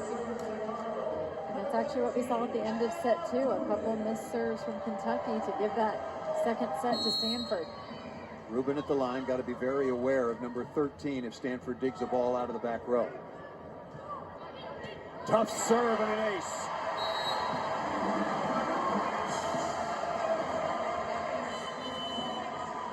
Timeout called by Kentucky. We've seen 1-1, and now we see it in the opposite direction there. 5-5, Rubin. Those have been very effective serves for Stanford.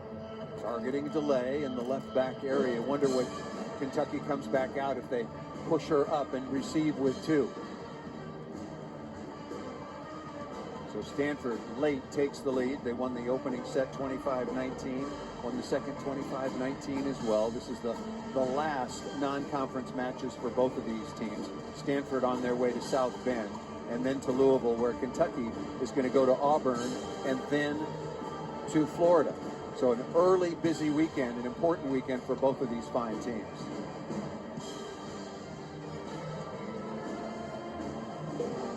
We've talked an awful lot about strength of schedule for both of these teams. They have not avoided anybody. Kentucky started the season against Nebraska. They beat Western Kentucky, they beat SMU, and then lost back-to-back to Purdue and Louisville, and we'll see what happens here against Stanford. And you mentioned the fact that they have Florida already in their second conference match. Their fifth conference match will be against Texas.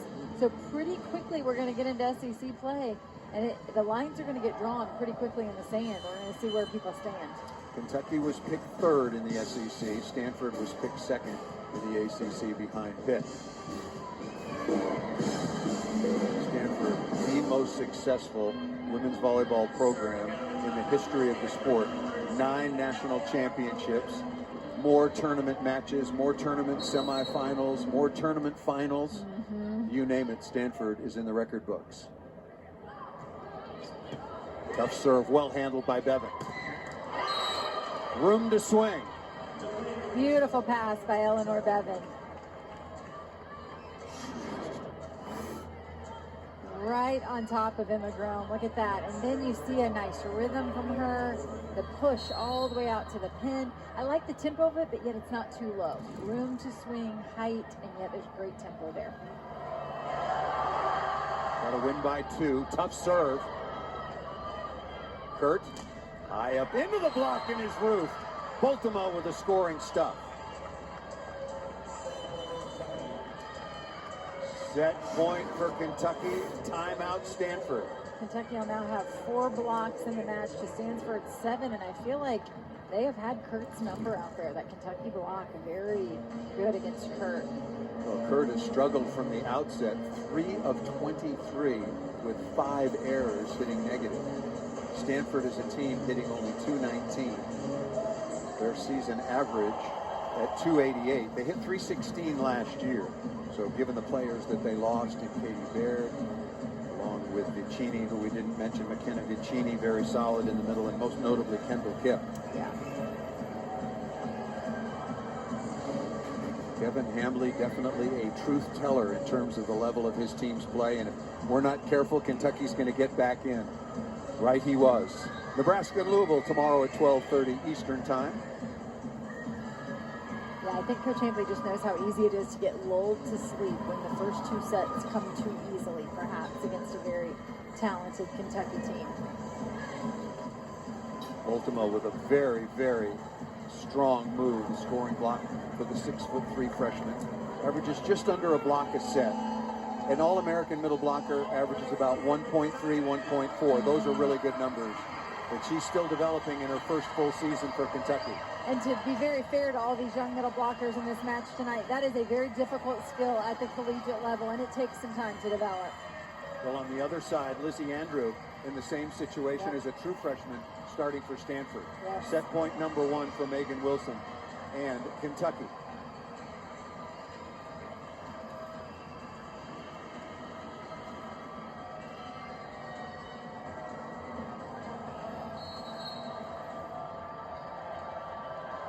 Where does Minor go? Rubin available out of the back row. Perfect pass. Francis unloads off the right. What a pass by Ogilvy. And while the missed serves can be frustrating, this is what happens when you just put it in play. It's this easy for teams of this level to side out if you don't put serving pressure on them. Taylor Yu can be very dangerous from the line. A little conservative there. Pass by Bevan. What a good adjustment by Emma Grome. She listened to us. She moved the ball off the net, and ever since then, Brooklyn DeLay has been a different attacker. Yeah, and that time you see the ability to go off the side of the block there. Set point number 2, this time from DeLay.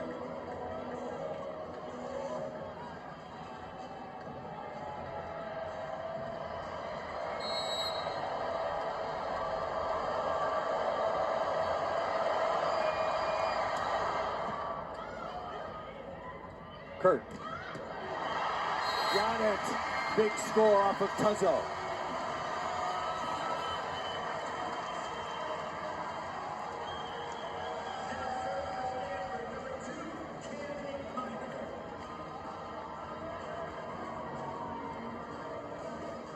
Two-time All-American Cammie Minor back at the line. 3 hitters available up front. Harvey's been good. Look for number 5 in transition. Tough chance here for Lamb. And complicated. You can't set that ball over the net. Match points now for Stanford.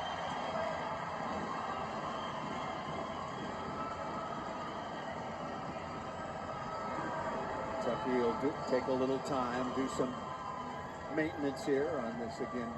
Love this floor. You're seeing more and more around the country. Beautiful Terraflex floor. Match point, Minor at the line.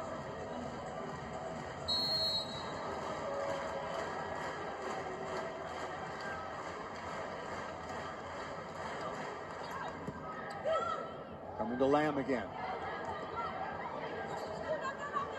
Delay out of the back row, block deflection, Ogilvy!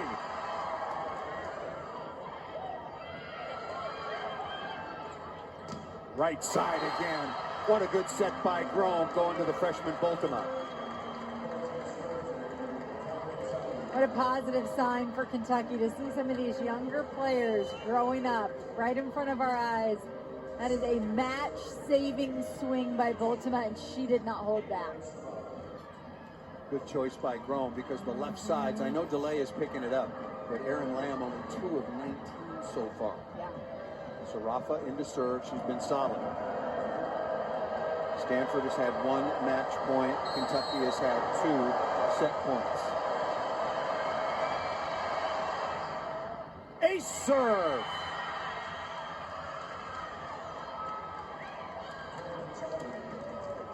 Sarafa's number called here in this match. And she's making the most of it. Her first service ace of the season. Set point number 3. Out to Harvey. Straight down by number 5 in red white. We'll take another look here and see where this ball went. It looked like there were blockers up for Kentucky, but just a huge hole. And Cami Minor creates that hole with the tempo from the set. Deep Kurt did not play last year. Sat behind Baird along with Rubin. Tough chance for Lamb. Oh, what a good swing. Clutch swing by 13 in black. High, hard, and deep to the corner. Couldn't have done it any better. Greg Skinner loved that tough swing. Yeah, has to get her feet there to give herself a chance on that, and it's so well placed. Set point again, number 4.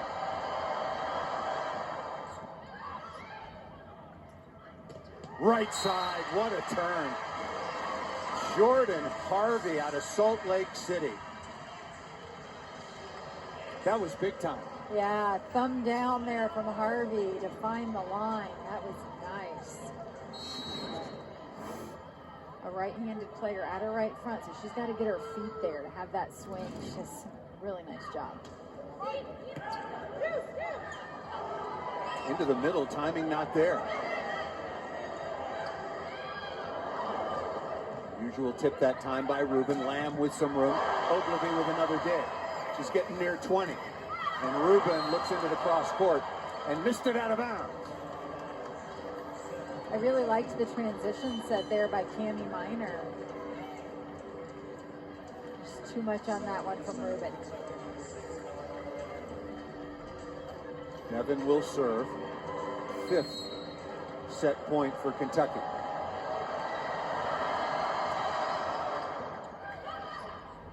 Rubin, no, right side again to Harvey, who's roofed.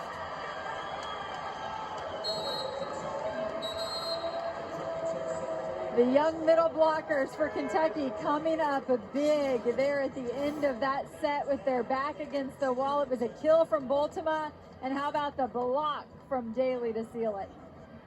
Kentucky is an exceptional program. You let them hang around, and you might pay the price.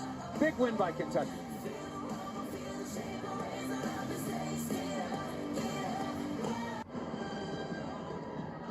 Back at Maples Pavilion on the campus of Stanford University. Must-win situation for Kentucky. It took a long time. 20 ties, 10 lead changes. They survived 30-28 to play on. And not only did Kentucky raise their level in terms of the play on the court, but I think almost just as importantly is the fight we saw from them, because they have been through a really tough pre-conference schedule. They have not been able to get the win over the ranked teams, and so you wondered if they would have any fight left in on this final match on the road, and boy, did they come out swinging in that 3rd set. And Brooklyn DeLay has really righted the ship. The setting has been better. She's got more real estate to swing through and around the block. Now, a very reasonable night, especially after a slow start. 11 kills on 37 swings with 4 errors for number 17, the reigning, or last year she was, the SEC Freshman of the Year. So what do you expect from Stanford as far as a response? You know, I think that they picked it up defensively over the course of the match. We saw them really respond defensively. I think they just have to clean up a few little offensive errors that we saw from them there in that 2nd set.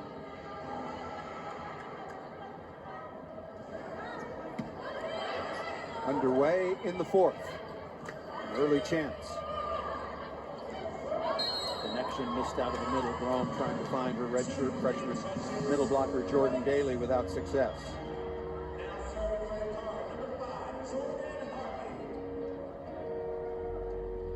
Kentucky hit 317 in the 3rd set. Yeah. That's how you get it done. They have picked up their offense. Here is Harvey. Kevin has been very good in reception. Good swing. Megan Wilson did the best offensive weapon so far on the night, the transfer out of Oklahoma. And to your point about set 3, Paul, you know, we talked to Coach Skinner, and he was saying how they needed to produce more points. He said, we're not killing 14 balls a set, which had been true through sets 1 and 2. They only had 10 kills per set. It's 17 kills in set 3. It's a big number. Huge difference. Yeah, they only average 17.3 points per game. Right. And points that we talked about, points come from service aces, scoring blocks, and kills. You're elite if you're scoring 17, mid, 18. Forget it if you're 19, because then you only need 6 points from your opponents. That's right. Elia Rubin back to serve, has been solid as always for Stanford. Fell off a little bit there in the third set. 15 kills on 34 with 6 digs to go along with a couple of aces.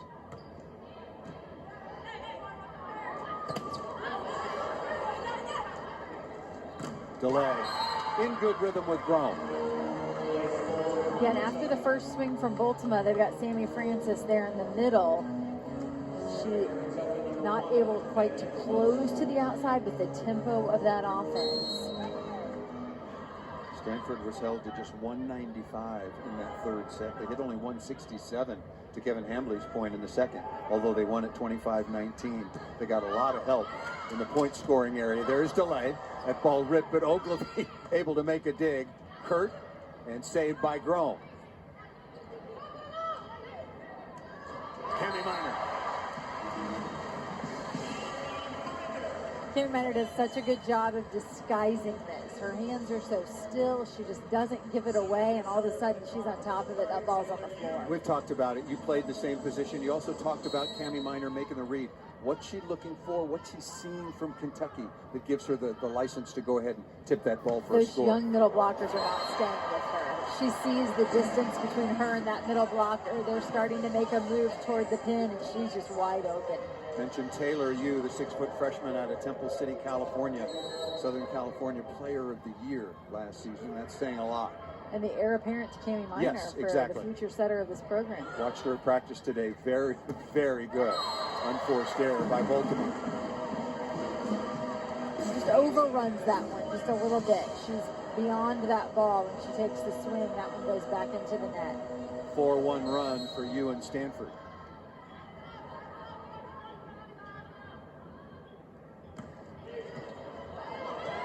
And the service winner.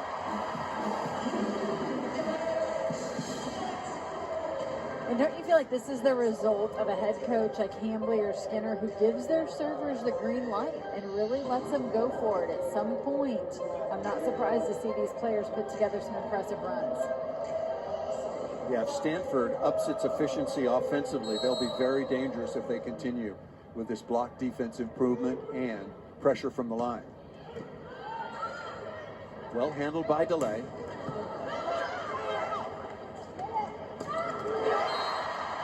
Crushed down the line by Kurt.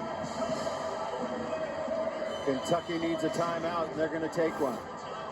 Good push here by Cami Minor to get this ball all the way out to the antenna, and Kentucky leaving way too much line. How would Stanford respond? 7-2.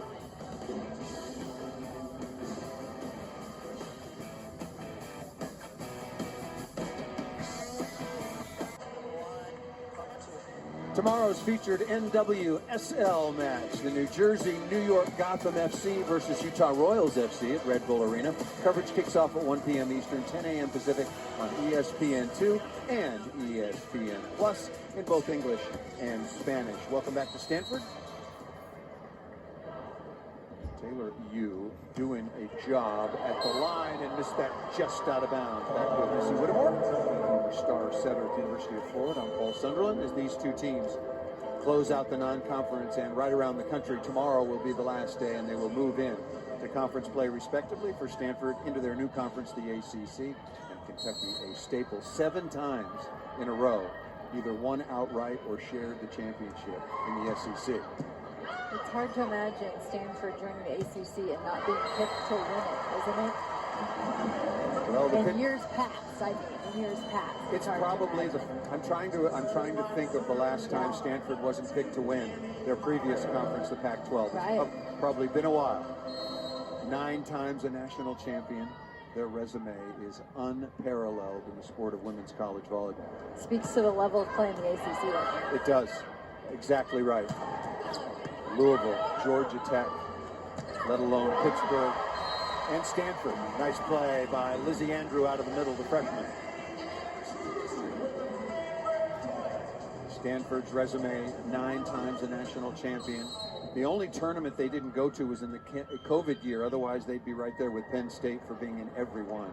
9 national titles, semifinal appearances, championship match appearances. They've been in 17 of those. Successful on 9 occasions. Most recently in 18 and 19. Minor fighting her way through a traffic jam. Nothing new in the Bay Area. Net violation is called on Emma Grome, and everything going Stanford's way. Cami Minor back to the line, and we talked about Taylor Yu being the heir apparent, and Kevin Hambley does not take for granted the setters that he has had under his tutelage at his time in Illinois or here at Stanford. Delay misses that. No, it creeped through. Tuzzo with a good touch and a good read by Grome. And Grome not into the middle of the court, but throwing it toward right front.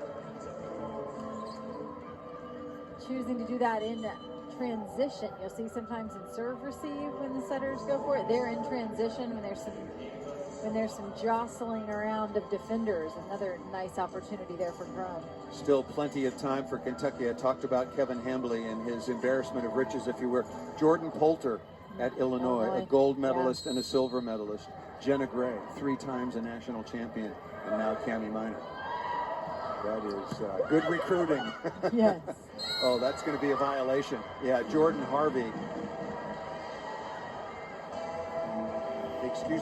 Daly reached over and interfered with the setting attempt. Yeah, because Cami Minor is all over that, in position to make a play on it. I like the aggressive play, but just violated the plane. I don't falter for that. I No, like young not at all. I players like going it. up. Yeah. Yep. If you're Craig Skinner, when they look at that on video, they'll go, you do that every time. Yeah. Here is Pringle.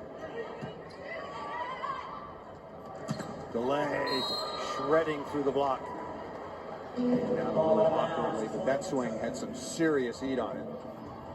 Notice, though, Stanford had 3 blockers up on that. So you see the difference in the maturity of the block. Right now, out there on the pins, you've got Harvey and Rubin, and they're right there ready to help. We haven't seen 3 blockers up from Kentucky on Stanford's back row attack. Stanford has won since the jump in this, the 4th set, after Kentucky trailed 2 sets to none, but won the 3rd, 30-28. Here's Grome. Tough serve, pretty well handled by Pringle. And block. Yeah, it's to the floor now. Really good work by Wilson along with Jordan Daly. And for Kentucky, that'll be the first point here in this set that they've scored off their own serve. Stanford had been siding out at 100%. Which is pretty good. Yeah, pretty good. Thus the 11-6 lead.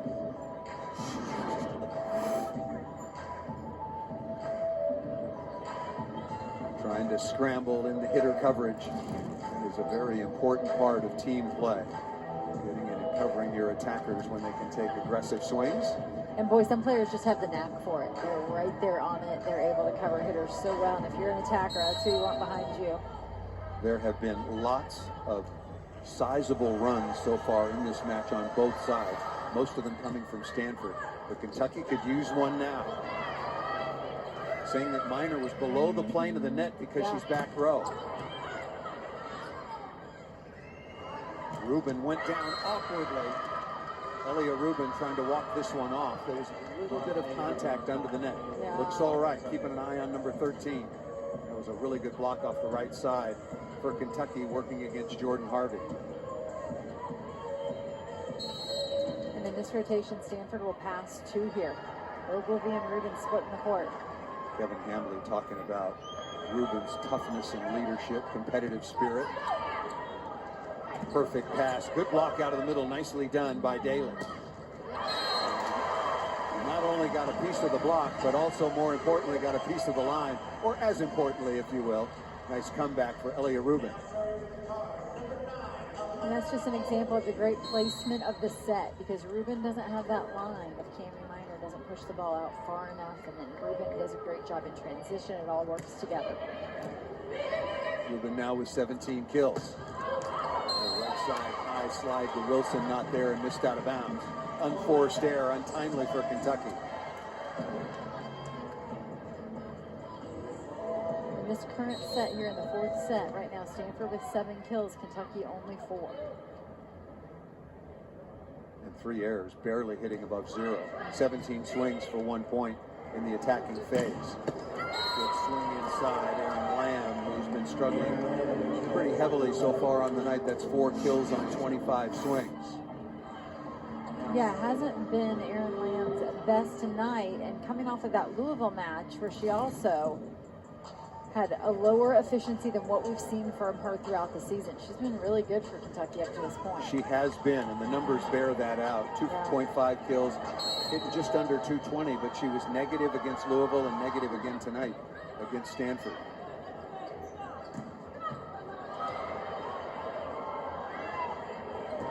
Stanford free ball. To Francis, no, quickly to the outside. One-on-one, good delivery by Minor.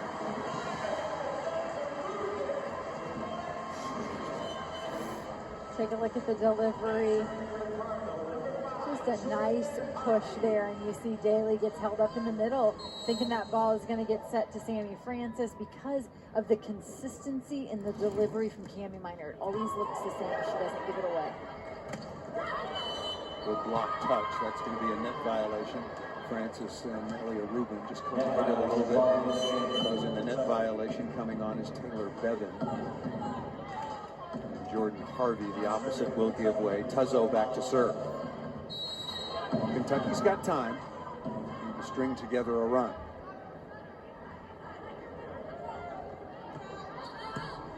What a pass. Good cover.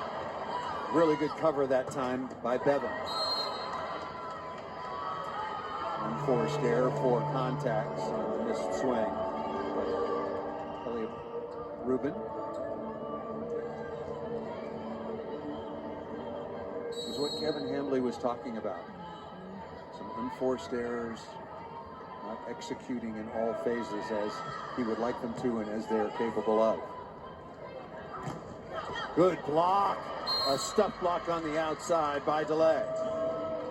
A couple balls here that have been blocked by Kentucky. It feels like the set slightly tracked as Cami Minor comes off the net here. The angle of this becomes much more difficult for Sammy Francis.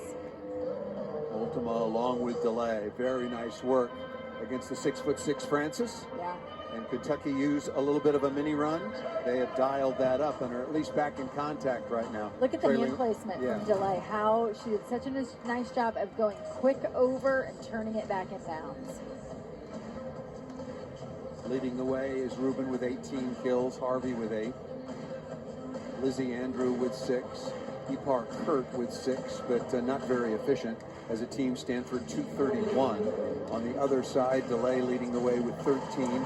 Megan Wilson has had a nice match, both in terms of numbers and efficiency. And Jordan Daly, get her the ball more often, 8 of 12 with 1 error for the redshirt freshman, hitting .580. Well, Coach told us this week that they needed more offensive production from her in the M2, and this has been a really nice match for her. Stanford ranked number 2, 7-1 so far on the year. Wins over Texas, Minnesota, and Wisconsin. Only loss at Nebraska, and that was kind of a stunner. I mean that was 25-17, 25-22. Coach Hambley told me that they had some chances, had a pretty good feeling in the second set, but did not convert some opportunities. And then Nebraska was able to close it out 25-14.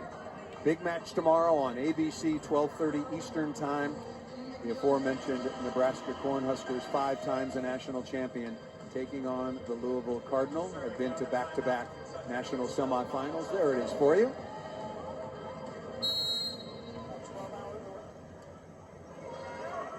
Just about half a day away. Can't wait. Here comes Tuzzo. Really good first touch. Kentucky has got to convert here.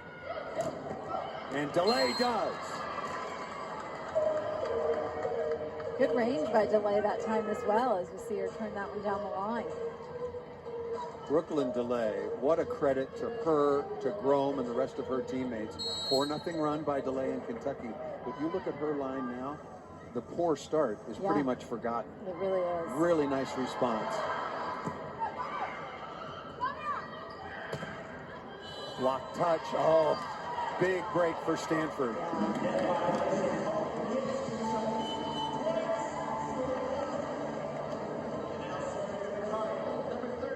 Again, some unforced errors that we've seen.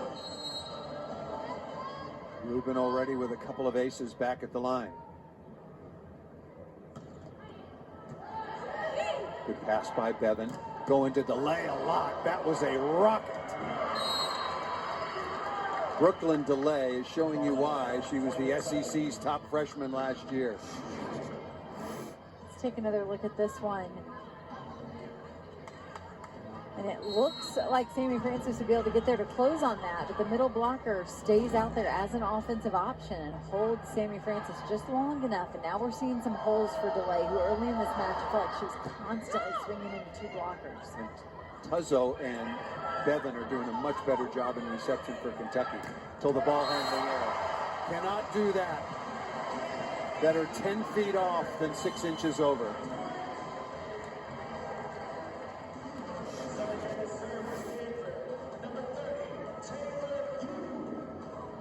Tuzzo just in that secondary setting situation. Got to put up something hittable there. There is you. Been good at the line. Misses that out of bounds. Cami Minor showing you some of her hops. Her father, Harold, a former slam dunk champion and National College Player of the Year in 1992. Did a bunch of his games when he was at USC and in the NBA.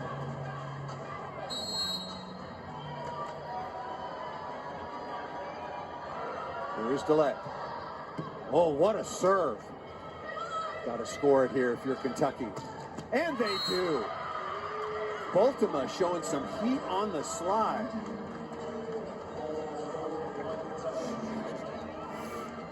Such an upside for Baltimore here that we're going to get to continue to see over the years, but having her behind and already playing here as a redshirt freshman, can you imagine that by the time she's a senior?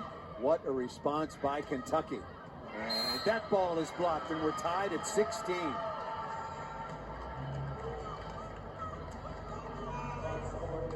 Just moments ago, Stanford looked to be firmly in control of this fourth set.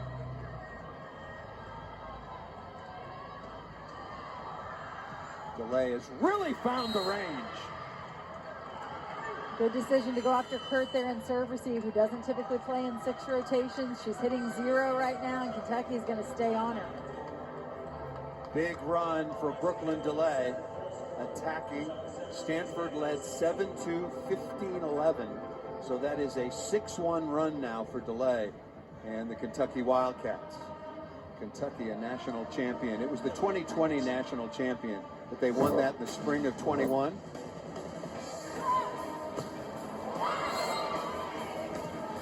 Well, her getting involved, Missy, was a little, sorry to do it, delayed. I like that. She's certainly gotten into it. Yes, now she's all over it in a hurry. The way that she came out in set 3 was just intensity and fire. Continued to battle throughout this match because it looked like Stanford was in full control after 2 sets. And Kentucky showing you a little bit about their DNA with the way that they have fought back here in sets 3 and 4. Well, the first name on the scouting report when Brooklyn Delay has to face the likes of many of the opponents that they have, and they've played a number, including Nebraska, of ranked opponents. You look at their schedule: Purdue, Louisville, Nebraska, SMU, they got a win there. But Brooklyn Delay is the player that is focused upon by the opponent. She's getting better sets. A lot of the sets to her were way too tight. She's just doing the right thing as a team player, keeping the ball alive. Don't just go ahead and close your eyes and swing hard and get blocked. She has really pulled herself into a nice match. and her team into the lead, most importantly. Yeah, and typically as a freshman or sophomore outside hitter, there's an older player out there at the left pin that's getting some attention. But as she grows, this young team is also growing, and so she gets a lot of defensive attention, and so often two blockers. No Reagan Rutherford, she's at Texas. No Ajani Teeler, she's graduated. So it all falls, not all, no, but a lot of it falls on delay. Much needed side out for Stanford. Tied at 17. Again, a must win for Kentucky, and what a good response for the Wildcats. Auburn and Florida coming up on the SEC weekend.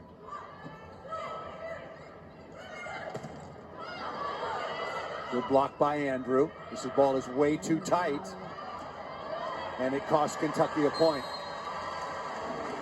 Yeah, the out of system ball is for Kentucky.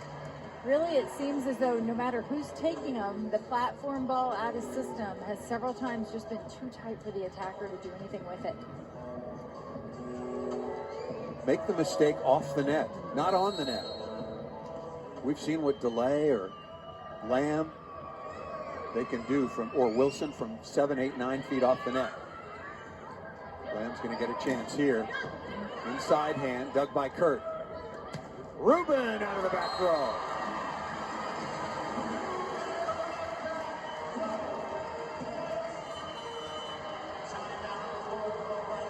Timeout, Kentucky.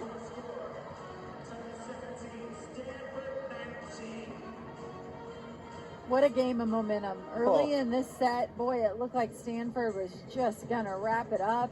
Kentucky comes storming back, and now momentum back with Stanford. Back with Missy Whittemore, I'm Paul Sunderland. Thanks so much for joining us on this final weekend of the non-conference. What's at stake? First win versus Stanford since 2021 when Craig Skinner and the Kentucky Wildcats beat Stanford in 5 sets in Lexington. And for Stanford, no back-to-back losses since 2022. That is very impressive indeed. This is actually the final year in a 4-year agreement between Nebraska, Stanford, Louisville, and Kentucky to play each other in the pre-conference. And so that agreement coming to an end. But boy, have we been the recipients of some good volleyball because of it. Look at all the teams around the country that have played each other. Penn State hosted Louisville. Stanford hosted Texas. SMU, we talked about Nebraska. That was a shock to everybody. It was also a shock when Miami beat Texas at Gregory Gym in 5. Nebraska over Stanford 3-0. And coming up tomorrow to close out the non-conference as everybody gets ready is Nebraska, Anna DeBeer, Elena Scott, among others, and Louisville.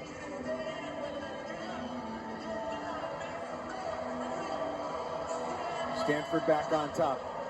The run by Kentucky, which was 6-1, has been answered by a 3-0 run from the Cardinal.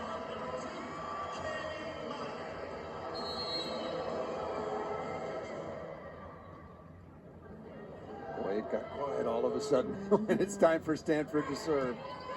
Good pass by Tuzzo. Delay again. Maybe her best back row swing right there. A couple blockers up, block help coming from the right side. And DeLay is able to swing around that. Really nice connection with Grum there. The timing is perfect. Absolutely superb is Brooklyn DeLay after the middle of the second set. Just out of bounds, Sarafa, who's done good work. Subs coming on. Kurt will go to the sideline, replaced by defensive specialist Anna Pringle, who will go back and serve. Once again, Pringle very experienced in these kind of situations.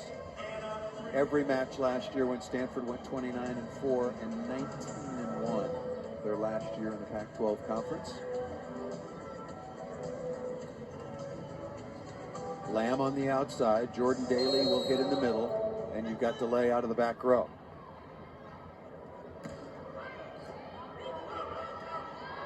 Lamb really, what a cover by Tuzzo. And did she get a touch? Oh, that ball was called, it was in down the line, but it was out long. Just long, and after getting blocked, Lamb tries to go high over, but a little, barely deep. Lamb still negative in attacking. Really good coverage by Tuzzo the first time out. Tight pass. Block defense now for Kentucky. You see Cami Minor take a look. Cami Minor took a look at the block and freed up Elia Rubin. It's an elite play here by Cami Minor. To Watch have Minor. the wherewithal to take a peek, see where they're at, and then what great decision making. 22-18, 3 points away. Working on Lamb. And Delay is on a roll right now offensively. You might want to set her every ball down the stretch. Yeah. Would you, former setter? Yeah, I mean, when a player's got the hot hand, I like that. She's feeling it right now, swinging with a lot of confidence out of the back row. Rubin with 21 kills, Delay with 17. Perfect pass by Ogilvy. Delay was there, but too good by Lizzie Andrew.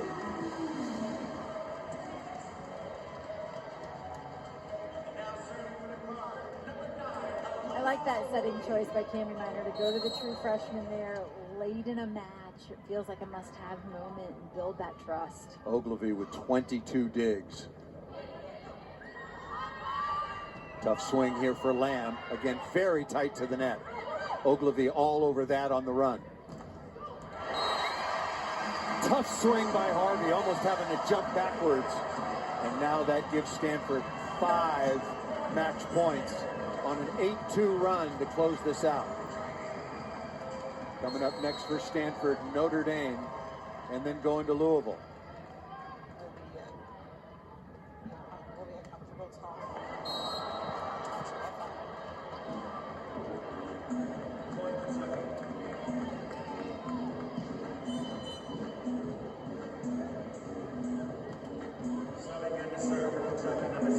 Ogilvy, about the only mistake she's made all night long. And that one kill, that was a 10-foot putt that went about 4 feet. Yes, it was. Match point again. Here's Bevan.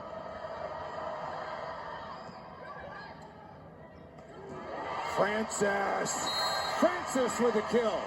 And Stanford wins it 3-1.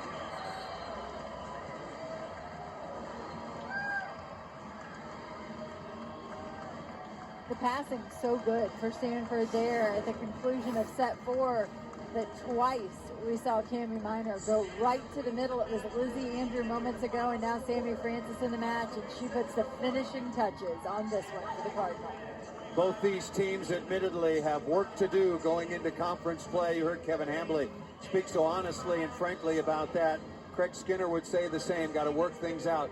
But Brooklyn Delay, what a performance to get Kentucky back into this and make them very competitive indeed against the Stanford Cardinal. Stanford closes out the non-conference at 8-1. Kentucky falls now to 6-5. They take on Auburn and then Florida. Missy, your final thoughts?